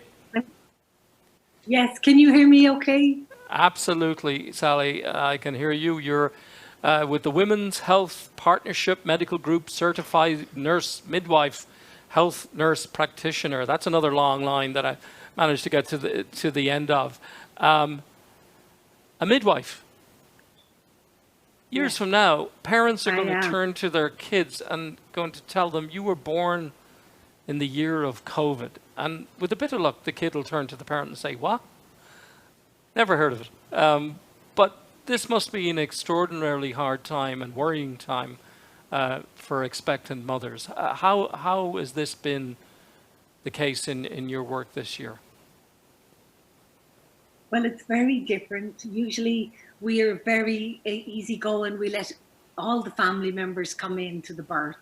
And it's lovely. Sometimes we have the younger children, we have the grandparents, whoever the mother wants. Sometimes she only just wants her partner there. But it's lovely to have that choice. And right now it's just her partner that's allowed in. So they rely a lot more on their midwives, their doctors, their nurses, for the emotional support. And what I notice a lot in the office, we can only allow the patient herself into the office. So we're doing a lot of extra surveillance for mental health disorders because our patients are super anxious. They're conceiving their baby, like you say, in the time of COVID, and they don't know what that means. Does that mean there could be something wrong with my baby, or am I at risk of something happening?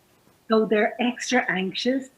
So we've started doing extra surveillance for that. We give them little surveys to make sure that they're not getting depressed or super anxious.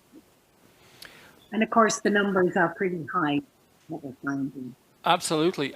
So beyond this year or beyond COVID, do you think that what you have learned this year you will bring with you, that it will change the way that midwives go about their business, that you'll be almost expanding your work into that sort of emotional realm? Will that be a permanent change, do you think?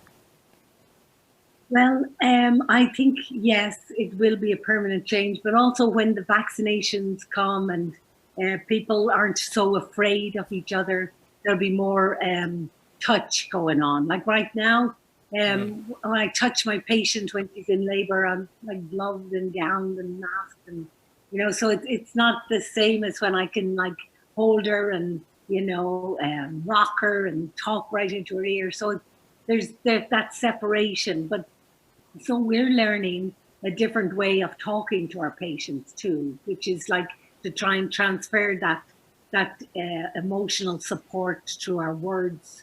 Maybe if we can't touch them the way we could before. Absolutely. I mean, but definitely the words is a different place. Yeah. You bet it's a different place, but life goes on, and you're a witness to that every day. That life is going on. New life is arriving. I remind our patients that their babies are hope for the future. And, Exactly. the babies in the winter, I always say, oh, these winter babies are fat and strong and healthy, and the babies don't know that there's a pandemic. They need the same love and care and motherly instincts that the mother has naturally. So I think that once her baby's born and they get to see the baby looks fine, then the joy can come, and it is the same joy, you know. So that goes on. Yeah, and it is great to hear that, Sally. Listen, thank you for your inspiring words and for your work. You're a most deserving community champion for 2020, and the best to you and all your fellow midwives. Thank you so much. Thank you very much, and thank you. This is a great honor. Thank you very much. Not at all, not at all. Thanks, Sally. And next, I think we have Maureen Lyons. Do we have, is Maureen with us? Yes, I believe she is. Yes, hi, how are you? Ah, there you are, Maureen. How are you? Hi. Yes. Now, I'm fine, thank you. Okay. A question. How important in all of this is it to give the simplest of comfort? A cup of tea, a sandwich, a held hand. We talk about medical science sort of battling away, but behind that there is, the tea and sympathy. How has that been important for you? Oh my God, I think it's been majorly important that you'd say a sandwich or a tea.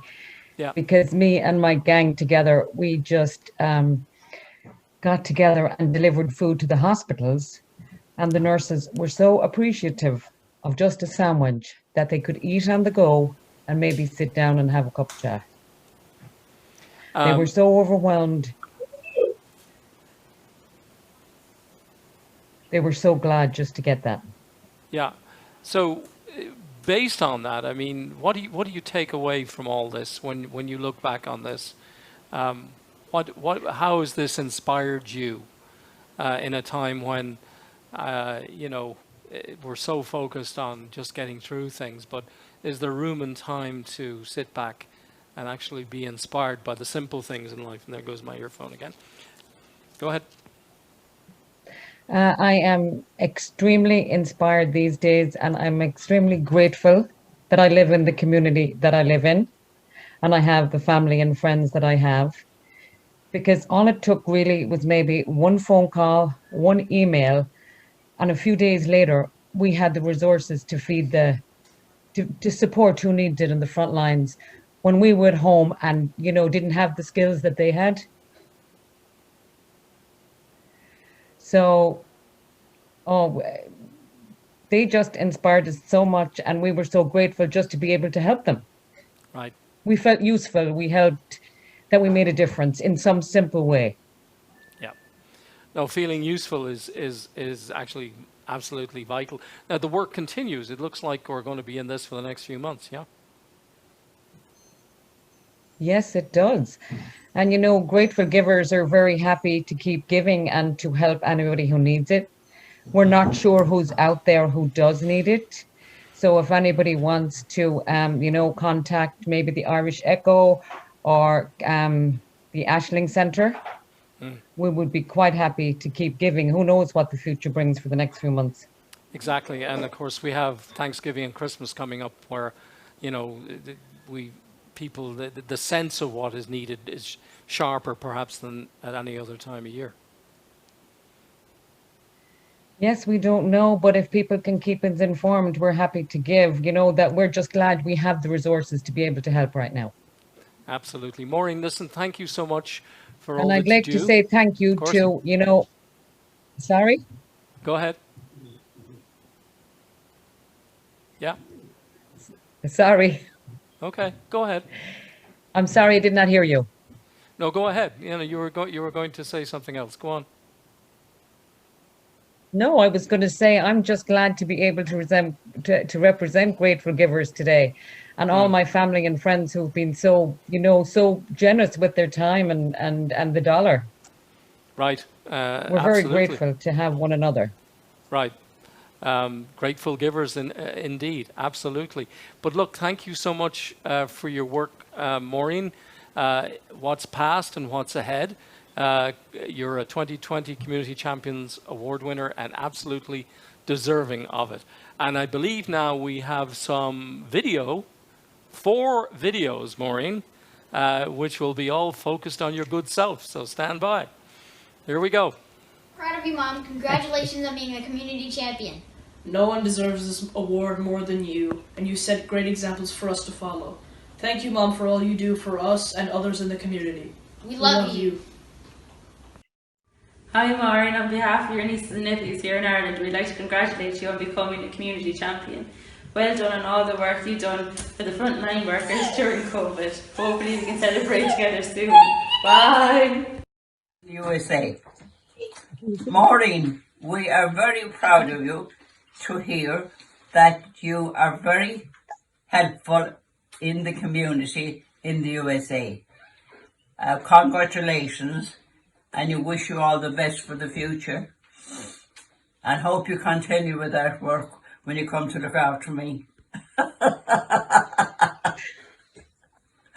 Hi Maureen, it's your sister Deirdre here in Ireland on behalf of the Tui family, congratulating you on being a community champion and for your fantastic work with the Grateful Givers. We are so proud of you. All of us, including Mum and Dad, your brothers and sisters, in-laws, nieces and nephews, grandnieces and nephews, including the latest edition, Michael Edward, born a week ago, would love to be in this video, but sadly we can't. But we miss you very much. We're very proud of you, and we hope to see you sometime in 2021. Bye for now. Mwah! Oh, well done.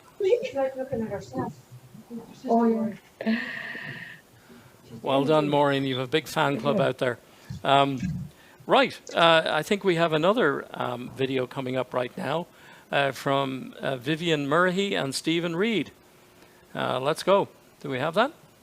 I just wanted to come on and say thank you so much to the Irish Echo for my Community Champion Award.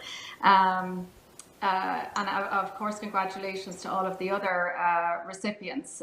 Well-deserved award. And thank you to the Irish Echo for actually hosting the event this year.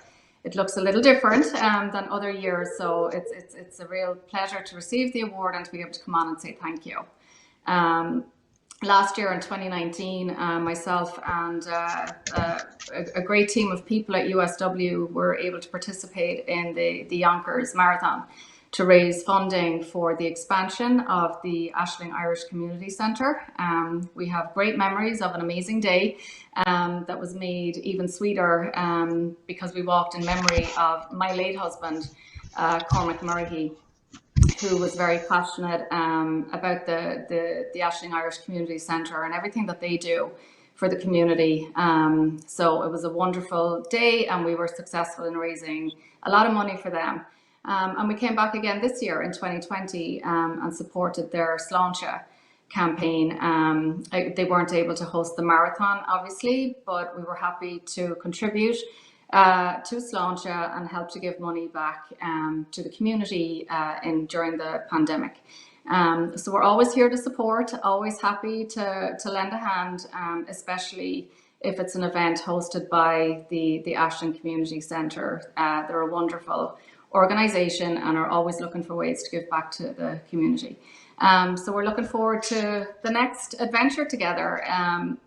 On behalf of myself and Team USW, thank you again to the Irish Echo for the Community Champion Award. I'm very humbled and very honoured to receive it. So thank you so much. Stephen Reed here from the United Structural Works.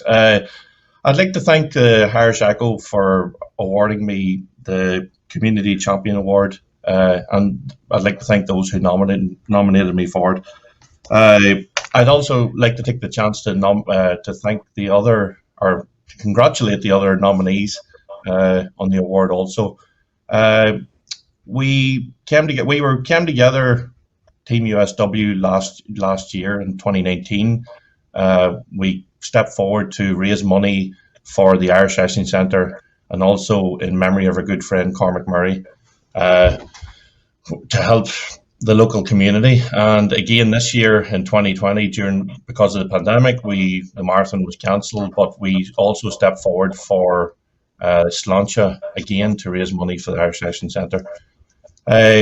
Hopefully next year things get better again and I can get back to running my marathon again. We'll raise lots of other money for for the local community. Again, I'd like to thank everyone for this. I'm very, very humbled by this and a little bit chuffed, may I say. Thank you very much. Congratulations to my mom, Vivian Murphy, and Stephen Reed for being community champions. We are so proud of you.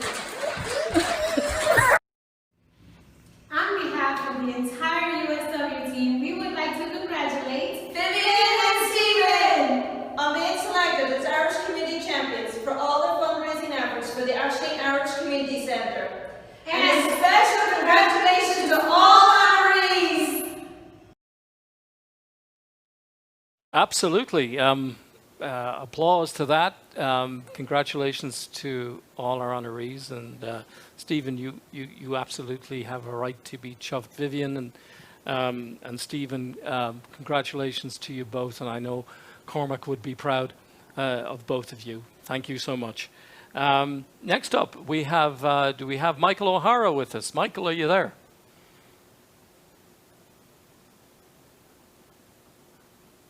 I see you, Michael. Do you need to unmute your microphone?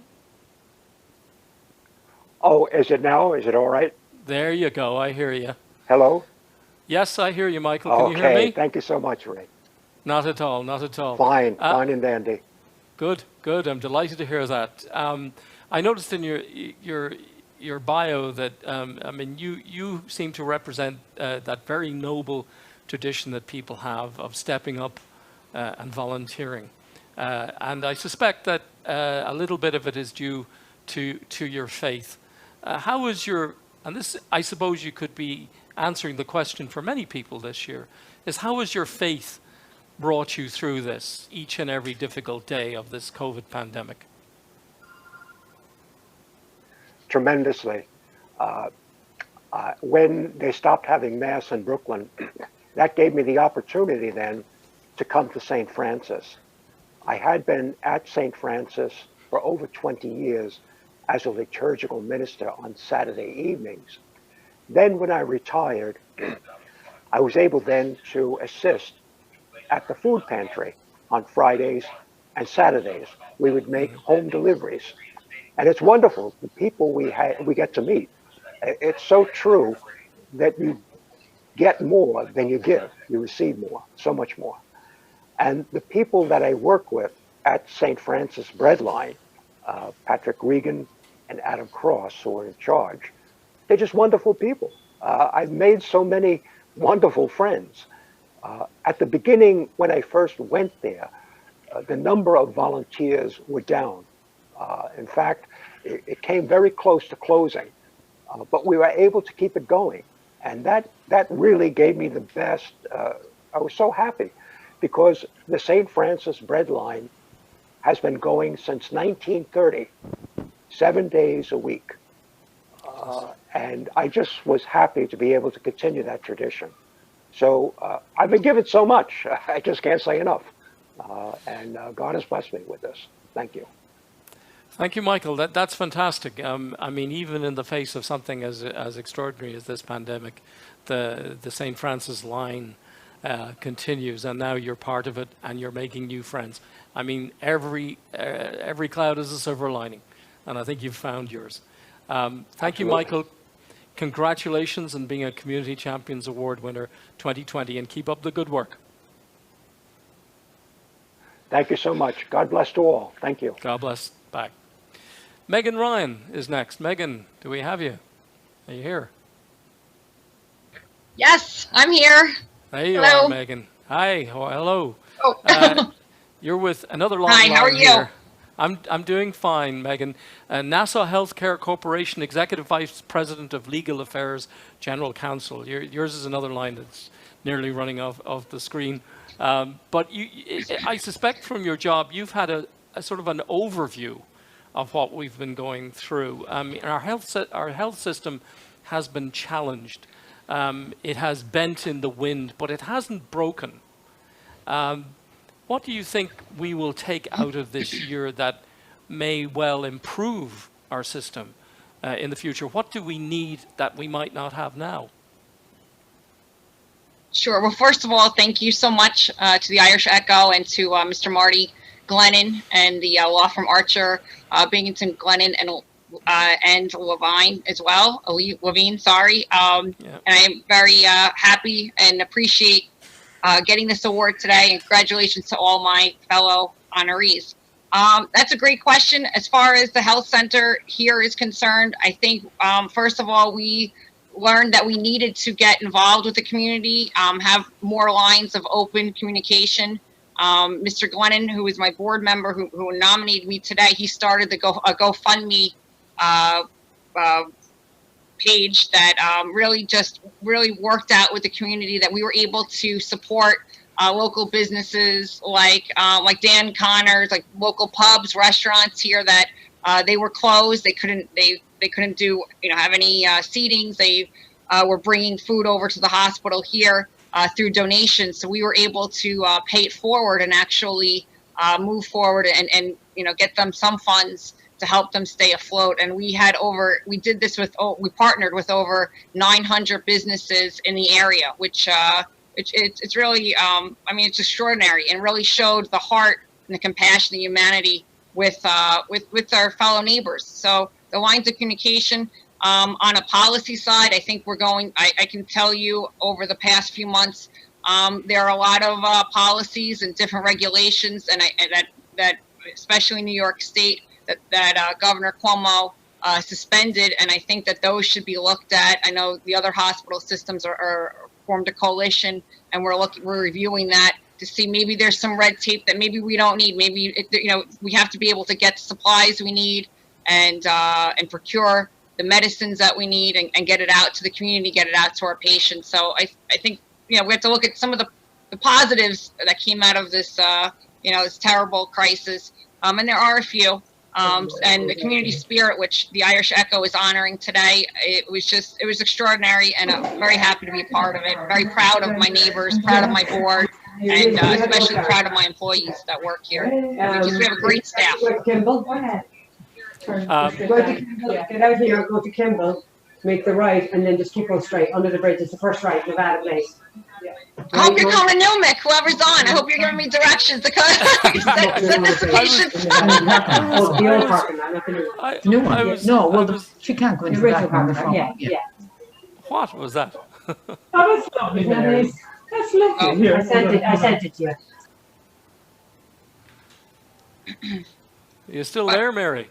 Or Meg? Oh, sorry. Yes, I'm still here. Megan, sorry, beg your pardon, Megan. You're still there. I don't know what that's all about, but it sounds like what you're talking about is a sort of a commission that would be set up after coronavirus to actually study what was done right, study that and kind of come up with recommendations of what could be done better next time around. Yeah. Well, that's being done already. We're doing that internally here. And then as far as the coalition, the Hospital Association of New York State Haney's is already working on that. And, I think we'll learn. And not that, I think some of my other honorees said you're never going to be fully prepared, but we will do the best we can. We're in a better position today than we were in March, and we just have to, move forward. Absolutely. Thank you for that insight, Megan. Megan, congratulations to you and all your colleagues. Thank congratulations you so much. on being a community champion. Thank you. 2020. There it is. Yeah, it looks good. Well done. Thank you. Thank you, Megan. Stay well. We'll talk to you. Okay, You too. Mary Thank you. Suguru. Mary Suguru, do we have Mary? Yes, just unmuting. Yes. Hello, Ray. Oh, you're unmuted, Mary. How are you? How are you doing? Not too bad, Mary. You're Not too bad. How are you doing? All right. I'm all right. I'm under the lights. I'm under the lights here. I feel a bit, sort of a bit exposed under the lights. But it's a cloudy day outside, so later on I'll be cooling down. But you're the chief executive. We have the same thing here in. You have the which in. Sorry, we have the same kind of day here in Boston. It's like an Irish day, raining and An misty Irish and day. cold, and Yeah, but Yeah. you know, you're in Boston. You know, where else would you want to be? You know, Yeah. You're the CEO of the Irish American Partnership, and I'm aware from my work over the years the invaluable work that the partnership has done for many years. But I just want to ask you, just a sort of an overview question, the sort of isolation that we've found ourselves. You use the word partnership, which implies sort of literally people partnering up, you know, getting together, doing things shoulder to shoulder, side by side. You know, we've suffered more isolation this year than perhaps we would ever want to have to go through again. But is there a sort of an ironic twist to this, that out of this, we will more greatly appreciate the need for partnership, for people to work as a team, to get together, to talk, discuss and plan how to deal with difficult situations?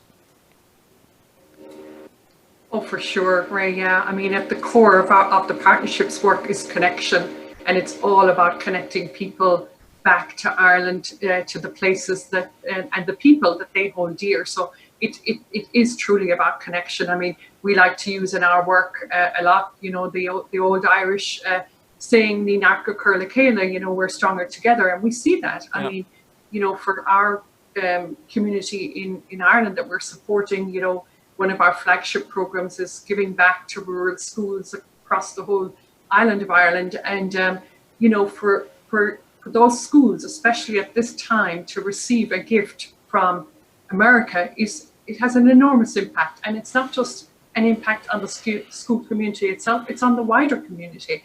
So it's that partnership, it's that it's that people in America are thinking about them and that they're giving back in such a tangible way. So, oh yeah, we've seen it in the last 34 years, and we've seen it more than ever in this past year, that impact of the partnership, yeah. Yes, Mary, and I think we both know how people in Ireland always factor in America. America is the cavalry over the hill. It's there if you need it. It's always there. It should be there. And it's a very reassuring presence. Quite clearly, you know, what the partnership, its work is appreciated in Ireland. How has it changed this year, or will it be changed, how you actually go about things as a result of the challenges that you faced the last 10, 11 months or so? Oh yeah, for sure. I mean, from a fundraising perspective, you know, we have various revenue streams, but you know, our events, we've missed hosting events, of course, you know, but again, we pivoted to virtual, and we'll be hosting an event in January and around St. Patrick's Day. But yeah, that has been challenging for us. But beyond that, I mean, people are so keenly interested in connecting and in you know, knowing about what's going on the ground. And, you know, for us, what we feel that really, you know, as we emerge from COVID-19, the things that we see that will be most important in this world are inspired young people and stronger communities. And that's really at the heart of what our mission is at the partnership. So the partnership will come out of this stronger than ever, Mary, yeah? Oh, for sure. Yeah, for sure. Absolutely. Yeah, we've had, you know, people, like I said, and I do want to say really that the award for me is really an award for the supporters of the Irish American Partnership. I mean, they're the people who are interested in our work. They believe in our mission. They want to give back to Ireland. And they're the people who really deserve all the credit. It's the supporters, and it's what they do. And you know what? It's about the love that they have for the place, for the homeland, for where we're from, and it's great, you know. So we, you know, we're honored. I'm honored, and I also want to give a shout out to all the people I've heard this afternoon. My gosh, it's incredible. It's just incredible the work that people are doing on the ground. It is absolutely, Mary. But congratulations to you and everyone at the partnership on your 2020 Community Champions Award. Keep up the good work, and thank you. Thanks a million. Take care. You too. Take care. Now, we have another video greeting from, this time, David Tuckman, and he is captain of a Red Cross disaster action team, which is something that I feel we all need these days. So over to the video. Greetings. My name is David Tuckman, and I'm a captain with the American Red Cross Emergency and Disaster Response. For me, being a hometown hero means that I'm a role model to others by setting the right example. I know that when I first joined Red Cross as a Red Cross youth when I was 16 years old, I was inspired by great advisors and great leaders, and over the years I've become an advisor, a leader, and a mentor myself. Whether helping Red Cross youth and inspiring them to become future leaders, to being captain of a disaster team that responds to local residential home and apartment fires, or being a shelter supervisor working in a shelter during a California wildfire. I know that the work that I do and that of my fellow volunteers every day makes a profound difference in the lives of the American people and those that we serve. Communities count on the American Red Cross for the help that we give every day. And the reason why I love being part of Red Cross is that I'm supporting those in our communities, which is at the heart of what we do every day. Our work never stops, even during the coronavirus, and we remain focused on delivering our life-saving mission every day in the Red Cross, whether it be by supplying blood products, collecting plasma from individuals, or to respond to a disaster, giving training in CPR, first aid, or mentoring youth. Every day in Red Cross, I know that we are always making a difference for those in need all over the world, from American Red Cross to the International Red Cross Red Crescent, where we aid communities worldwide through our Red Cross network. The American Red Cross delivers life-saving mission nationwide during this public health emergency, and I am proud of being part of that mission with the Red Cross. I can think of no other organization like the Red Cross to be part of, and I am proud of the work that I do every day, and I thank you for honoring me as a hometown hero. Thank you, David Tuckman. As he mentioned, he's in California, and just reading his biography that he has been up close and personal with some of those incredible fires that they've been sort of going through in California. I think hopefully at the moment it's a little bit quieter. They've had a little bit of rain. Wish we could send some of the Woodside Queens rain their way today. But thank you. And yes, the Red Cross, it's always been with us and it's always there. So congratulations, David, on your award. Sister Caroline Tweedy. Sister Caroline, do we have you? I see you, sister. Can you hear me? There, I can hear you. Yes. Can you hear me? Loud and clear, sister. Great. And how are you today? Thank you. You I'm well, thank you. It's an honor to be among so many honorees, really. They're amazing. Indeed they are. We heard about St. Francis a few minutes ago, but you're with St. John's Bread and Life. So I think this year, I'd imagine, has been just about the busiest year you've ever had with St. John's Bread and Life. Can you just describe what it's been like for you and your colleagues? It's been an enormous challenge for us, but one that, we stepped up to the plate. The staff at Bread and Life are absolutely incredible, committed to the mission, which is really to serve the needs of the most vulnerable in our community. And our goal, really, we are one of the largest emergency food providers in New York City. And just since July, we've served more than 1,500,000 pounds of food, or the equivalent of 1 million meals, which is traditionally what we would have done in a whole year. So we're really on target to surpass that 3 to 4 times what we've done in the past. And it is a big challenge. And the staff are very committed. One of the things that most impresses me is their unbelievable commitment to those who are less fortunate than themselves. And a lot of our staff were former clients. And so they really know the heartbeat of the community. And it's because of their knowledge and their commitment that we were able to really turn what we do around overnight. And we turned our building really into a warehouse and food packaging plant, so to speak. And we did that without volunteers. Typically, we work with 20 to 30 volunteers a day. And so our staff at 25 are really doing the work of 3 people. And they're amazing at what they do. And they do it so compassionately. and so dignified. And so it's very humbling for me to be leading Bread and Life at this challenging point in our time.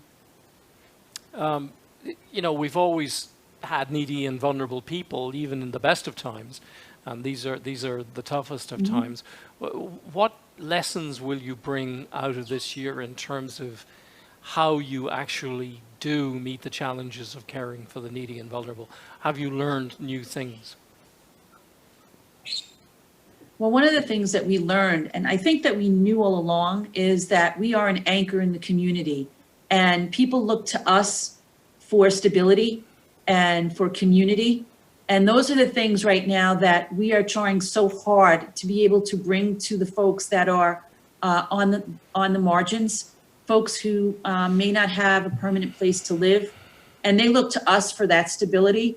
And so going forward, that's one of the things that we will concentrate on, is how can we be more of a community for folks, given the circumstances. I think to our advantage, since most of our team lives in the community, people do feel connected, and they will bring back the information that they hear in the streets and give us the opportunity to sit down and say, we did this really well, how can we do it better? How can we be more compassionate? And how can we bring the mission to life more? And so we have a great board of directors, very supportive. The staff are incredible. We have been open every day, and we've been on the front lines with no one sick, no one out, and honestly, no one complaining. So, I mean, that's something that we're really proud of. That sounds like a little divine intervention to me. I don't think it's my divine intervention. I think it might be others, but right. You know, that's nice to know. Yeah. Well, look, your work is invaluable, and thank you so much for doing it. And congratulations on being a Community Champion Award winner for 2020, Sister Caroline Tweedy. Thank you, and stay well. Oh, thank you. You too. Thanks. Okay, we have Edward Walensky, I think, is up next. Do we have Edward? And his friend. Yes, sir. And Edward, yes, you've been very patient because you were one of the first. Well, who's that with you? That's Miss Nina. Miss Lena. Nina, Nina, like Nina. Nina Pinto, Nina. Okay. Yeah. Absolutely. Rescued her from Sean Casey Animal Rescue. Absolutely. Well, that's wonderful. As a dog owner, I know I appreciate it. You're the Kings County president of the Ancient Order of Hibernians. You know, I think I asked this of an earlier award winner. I mean, the Hibernians are sort of organized anyway on any given day, but you've had to sort of look again at how you go about your work as an organization this year. What has it been like? What challenges have you faced? Now, you're always involved in charitable endeavors, but you know, how has this year sort of redirected your efforts? Well, it was difficult in the beginning because we had a lot of people who were not around, and we had to get some people together to do a big food drive and set up a food pantry at St. Thomas Aquinas Church, which we were able to do through the local pastor, and we got a lot of people together, and we fed 42,000 people, 20-something thousand families, and it was rough in the beginning, but we got it done. Also with the help of the members of Knights of Columbus, we worked side by side with them, and it all worked out in the end.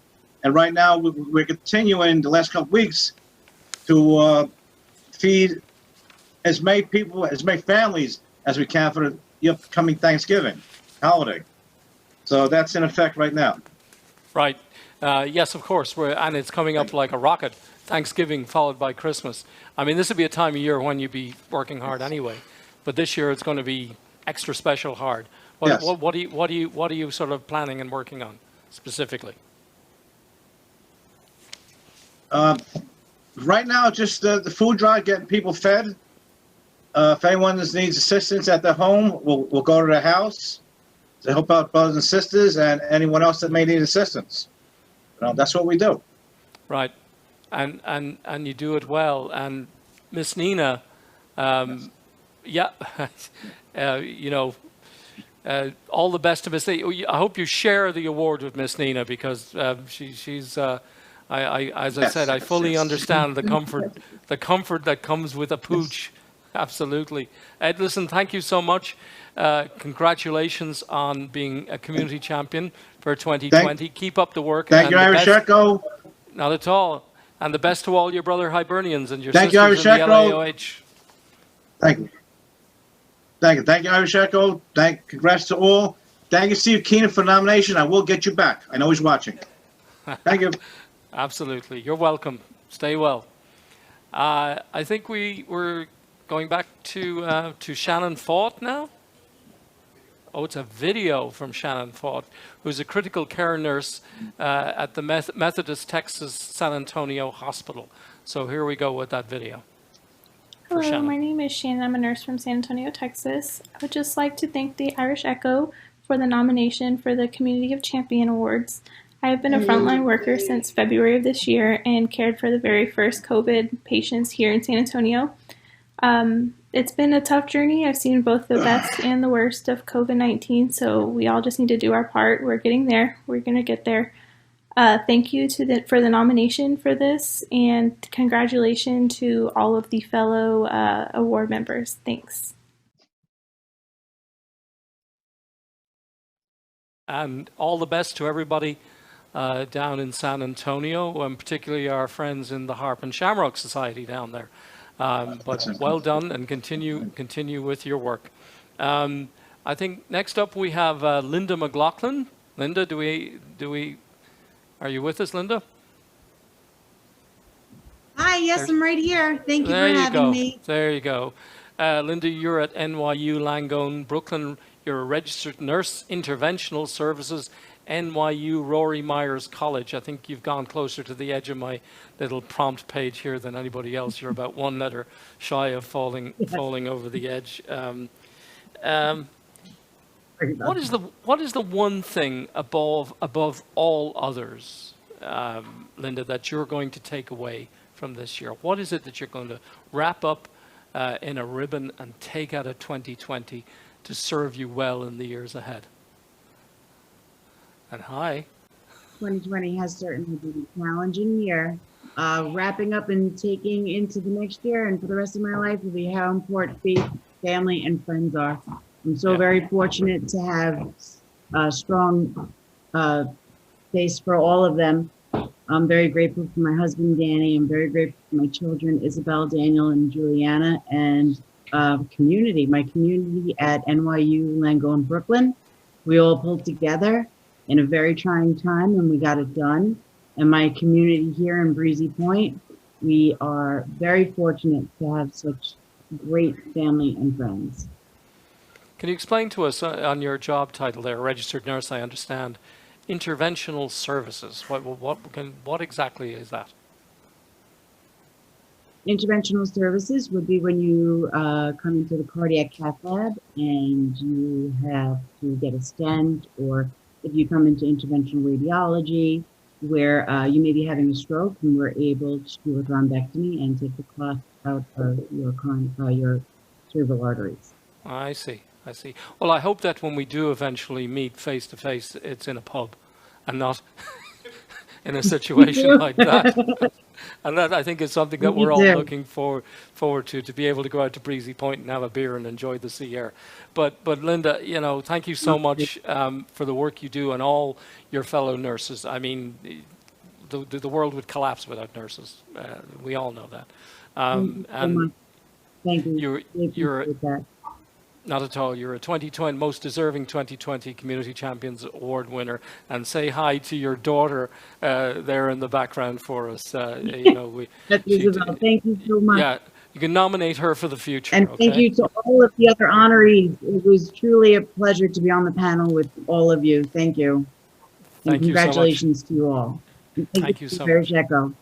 Yep, you're welcome. And God bless thank you so much, Linda. Okay. Who have we got next? Do we have Eddie Dowling? Is he with us? No, he's not with us. Okay. I do see Brian McCabe there. Do we have Brian McCabe with us? Brian, unmute your mic. You there? Can you hear me? There you go. I hear you. Good day to you, sir. And Hello, Ray. How are you? hello, Brian. I'm doing absolutely fine.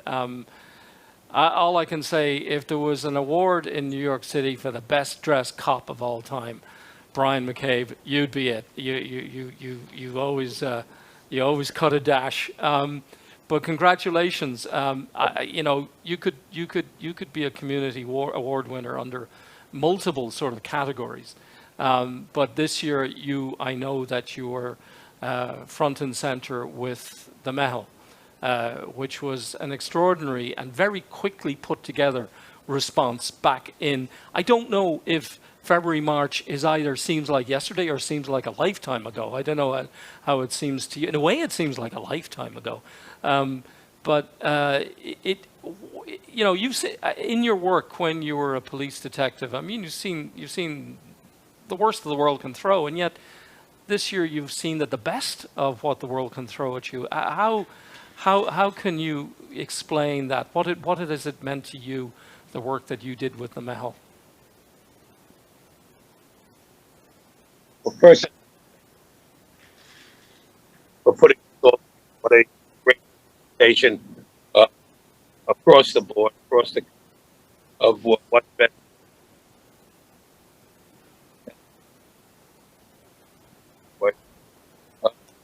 You're breaking up a little bit, Brian, there. Come in closer to the microphone, maybe? Maybe. There you go. You deal with me up this. Okay. So I think that's the answer right there. I mean, you'll be hearing from Sophie shortly.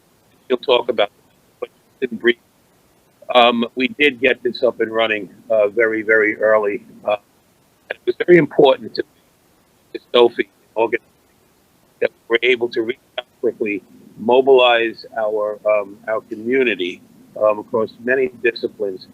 The very, very specific mission, which was to support our sisters and brothers in healthcare. We had a difficult time with personal protective equipment in the early stages. A lot of us were caught, or a lot of us were caught flat-footed. We were able to the equipment, emotional support. But what was important to me was to be able to provide some type of direction to the community. Everybody wanted to do something, but with everybody being confined to their homes, we just developed it. Take away from that we are providing support and supportive and caring people from all do good work. Absolutely. I think the Mehel was an inspiration to so many people, and it was the speed at which it was sort of pulled together was extraordinary as well. It was almost like a military mission. But Brian, thank you so much. We'll get Sophie to elaborate on what you've just been telling us, and congratulations on being a 2020 Community Awards winner. It is deserved many times over. And we will, and I know you enjoy your Echo events at Rosie O'Grady's, and we're all looking forward to when we can get back together again for a good night out. Brian McCabe, congratulations and thank you very much. Stay well. Thank you. There you go. Do we have Sophie? Yes, we do. And on our list, definitely not least, but she's bringing up the back of the bus here. Sophie, good day to you. Hi Ray, how are you? Not too bad. Congratulations on a most deserving award. Brian was talking about the Mehel, and we as I said was I did reporting on it back in its early days, and I was just so impressed by the speed at which people organized, and I mean, you had, you had assistance from, I think, from people who I like, was it Eddie Dowling, I think, and everything, putting things on wheels to get to people and everything else. It really was a most extraordinary effort. What do you bring out of this, Sophie, into the future? What have you learned from banding together as one to sort of help all? Well, firstly, thank you, Ray. And just before I answer your question, I think I speak on behalf of all the honorees today to say what a tremendous job you've been doing as Master of Ceremonies. It has all its struggles and you're doing it with ease. And I know now you're near the end, so you're nearly there and you've done such a fabulous job as well as the team at the Echo, Mary and Tracy and Madeline, and I know you've got Cathal Moore in there doing all of the hard work behind the scenes, but just congratulations to everyone at the Irish Echo for putting this event together in these circumstances. And it's an honour to be selected as an honoree, and I'm glad you've saved the best to last. I'll close this out hopefully. But yeah, what I so many learnings, and just even listening today to the likes of Bridget Murphy and Catherine Flood, and Sally McNally, the stories of those women on the front line, women and men on the front line, really made what we did with the Mehel almost seem like our duty as Irish Americans and just as people who care about other people. And as you say, it really took off at a great speed. We started early April, and when Brian McCabe gives you a call to get you involved in anything, it's very rare that anyone can say no to him. He has the biggest heart, he has great vision, and I think, like everybody, being isolated in your homes and apartments, I felt definitely very restless. I felt quite like, how could I help? And this gave us something to focus on. And I think what I take into the future is that when you need help, ask for it. We learned through our work that there were other areas in the hospitals that needed support. There were people, there were small businesses around that we knew were struggling. So we were able not just to support healthcare staff, but to donate money to small businesses and have them provide food and water and things like that for the staff. And I think that it's just, we are such a caring community, and yeah, what I would say is that there's always help there for people who need it, and it's just really refreshing to be among such a group of such caring and helpful people. So absolutely, I mean, well said, Sophie. You're obviously going to look back on this year as being, one way or another, a standout year. How quickly do you think we can move beyond this? Is it going to take a while? Is there going to be sort of a lingering leftover hangover, if you will, in all this? Or are we just praying now for the vaccine and a return to normal life? That's a good question. I wish I had the answer, Ray, but I think, honestly, I think like Fiona McEntee mentioned, my expertise, yeah. I actually think that we're in the lingering moment right now. I feel like we are, as a people, as a community, are ready to take the necessary precautions and get back out to normal life. I think it's great to hear that there's a vaccine on the way. I think thinking that like January will be our new, the new year, we'll have a new sort of sense of what's happening. But I'm hoping, early in the new year that we'll have a plan. But I think everybody is ready and ready to take precautions to get back to normal life, as I'm sure you are, Ray, as well. You betcha. Last time we met was at the Aer Lingus event in late February, a long time ago. We've been all sort of, yeah. Oh, I remember that feeling of like, yeah, I'll have to go to another event. They were showing off the new uniforms. Oh my God. Sophie Colgan, thank you so much for your work with the Mehel. Congratulations on your 2020 Community Champions Award, much deserved. And yes, to Brian McCabe, absolutely splendid work. It was his roll call, I think, that brought everybody out for that. But again, well done, congratulations, and stay well, Sophie. Thank you. Thanks, Ray. You too. Right, I think we have reached the end of our list. I would just like to you know, to congratulate again all our winners today, all our community champions. Do I see Maureen Morstadt there? I don't know. Did we do Maureen earlier on? I don't think we did, but I see her now. Are you there, Maureen? Hold on. Hold everything. There is Maureen. Come on. There Hello. she is. Hi, Maureen. Yes, How are I'm you? here. Yeah. Hi. I'm you're well, thank you. I'm just sitting outside of the hospital.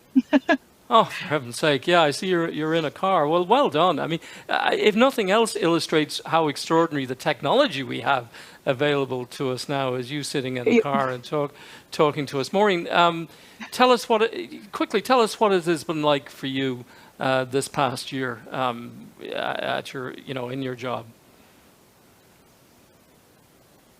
I work at Morristown Medical Center, and I usually work on a heart floor. We do, patients who have heart attacks and need pacemakers and things like that. So that's our specialty. But in March, we actually turned into a complete COVID unit. So we took care of only COVID patients from March till May. And that was obviously, as I'm sure many people shared, like nothing I've ever seen before. Yeah. Our whole team was, the teamwork was amazing, and the support from everyone in the community, and it was really amazing, but it was really tough. And, we're still feeling the effects today. Are you going into work now or heading home from work? I just left my clinical site. I'm also in school, so it's like you can find me in the hospital any day of the week. Well, I think those who are being treated in the hospital are very lucky. I mean, I think we've been I think everybody, particularly with nurses, I think the country has learned anew. Teachers and nurses and other people who we just maybe took for granted, like the folks who check us out of the supermarket and stack the shelves and drive the trucks. We have a new appreciation of the work that everybody does. And everybody's a community champion to one degree or another this year. But Maureen, listen, congratulations on being a Community Champion Award winner down there in Morristown, New Jersey. You stay well now in the next few weeks, and we wish you a happy Thanksgiving and a Merry Christmas, Maureen. Thank you very much. Thank you so much. Drive safe. Thanks. There you go. All right, now just a quick scan around. I think everybody that I see, we have spoken to again. Congratulations to everybody. Really, a most extraordinary group of people in a most extraordinary year. We cherish the work. We honor the work that you have been doing. Keep it up, keep going, because we'll all be the better for it. Thank you and congratulations.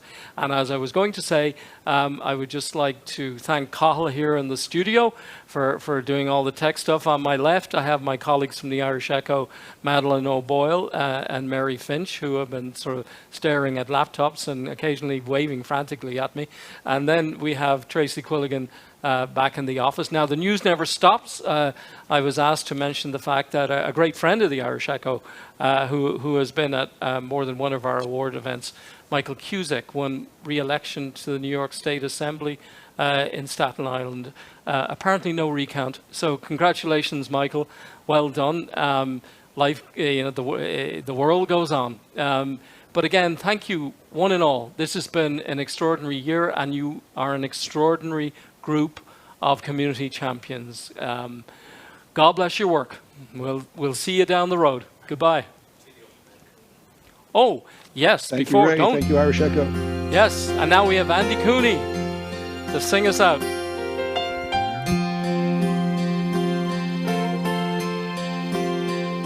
We can't hold hands, we can't embrace.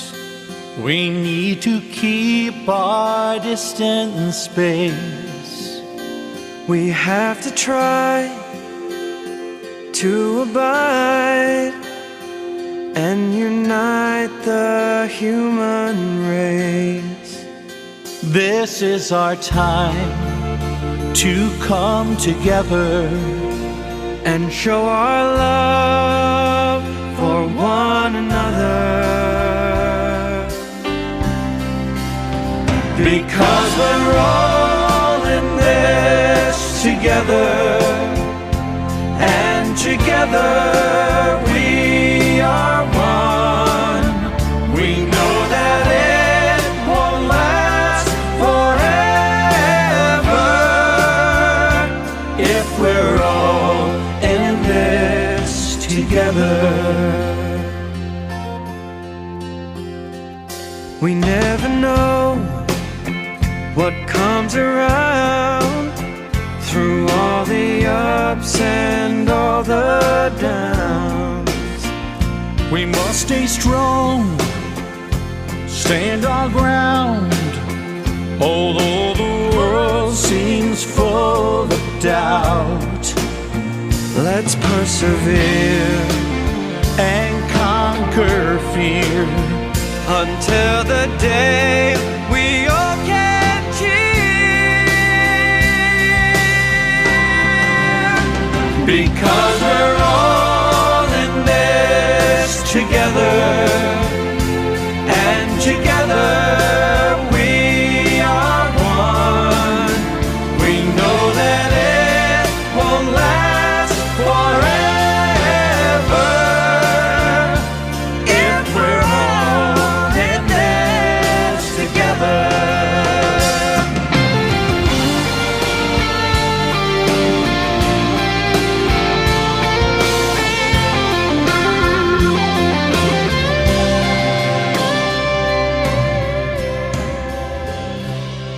We're all in this together, and together we are one. Together we are one. We know that it won't last forever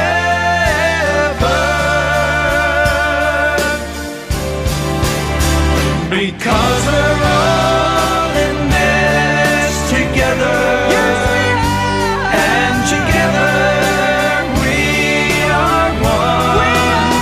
We know that it won't last forever if we're all in this together. We know that it won't last forever if we're all in this together. We're all in this together.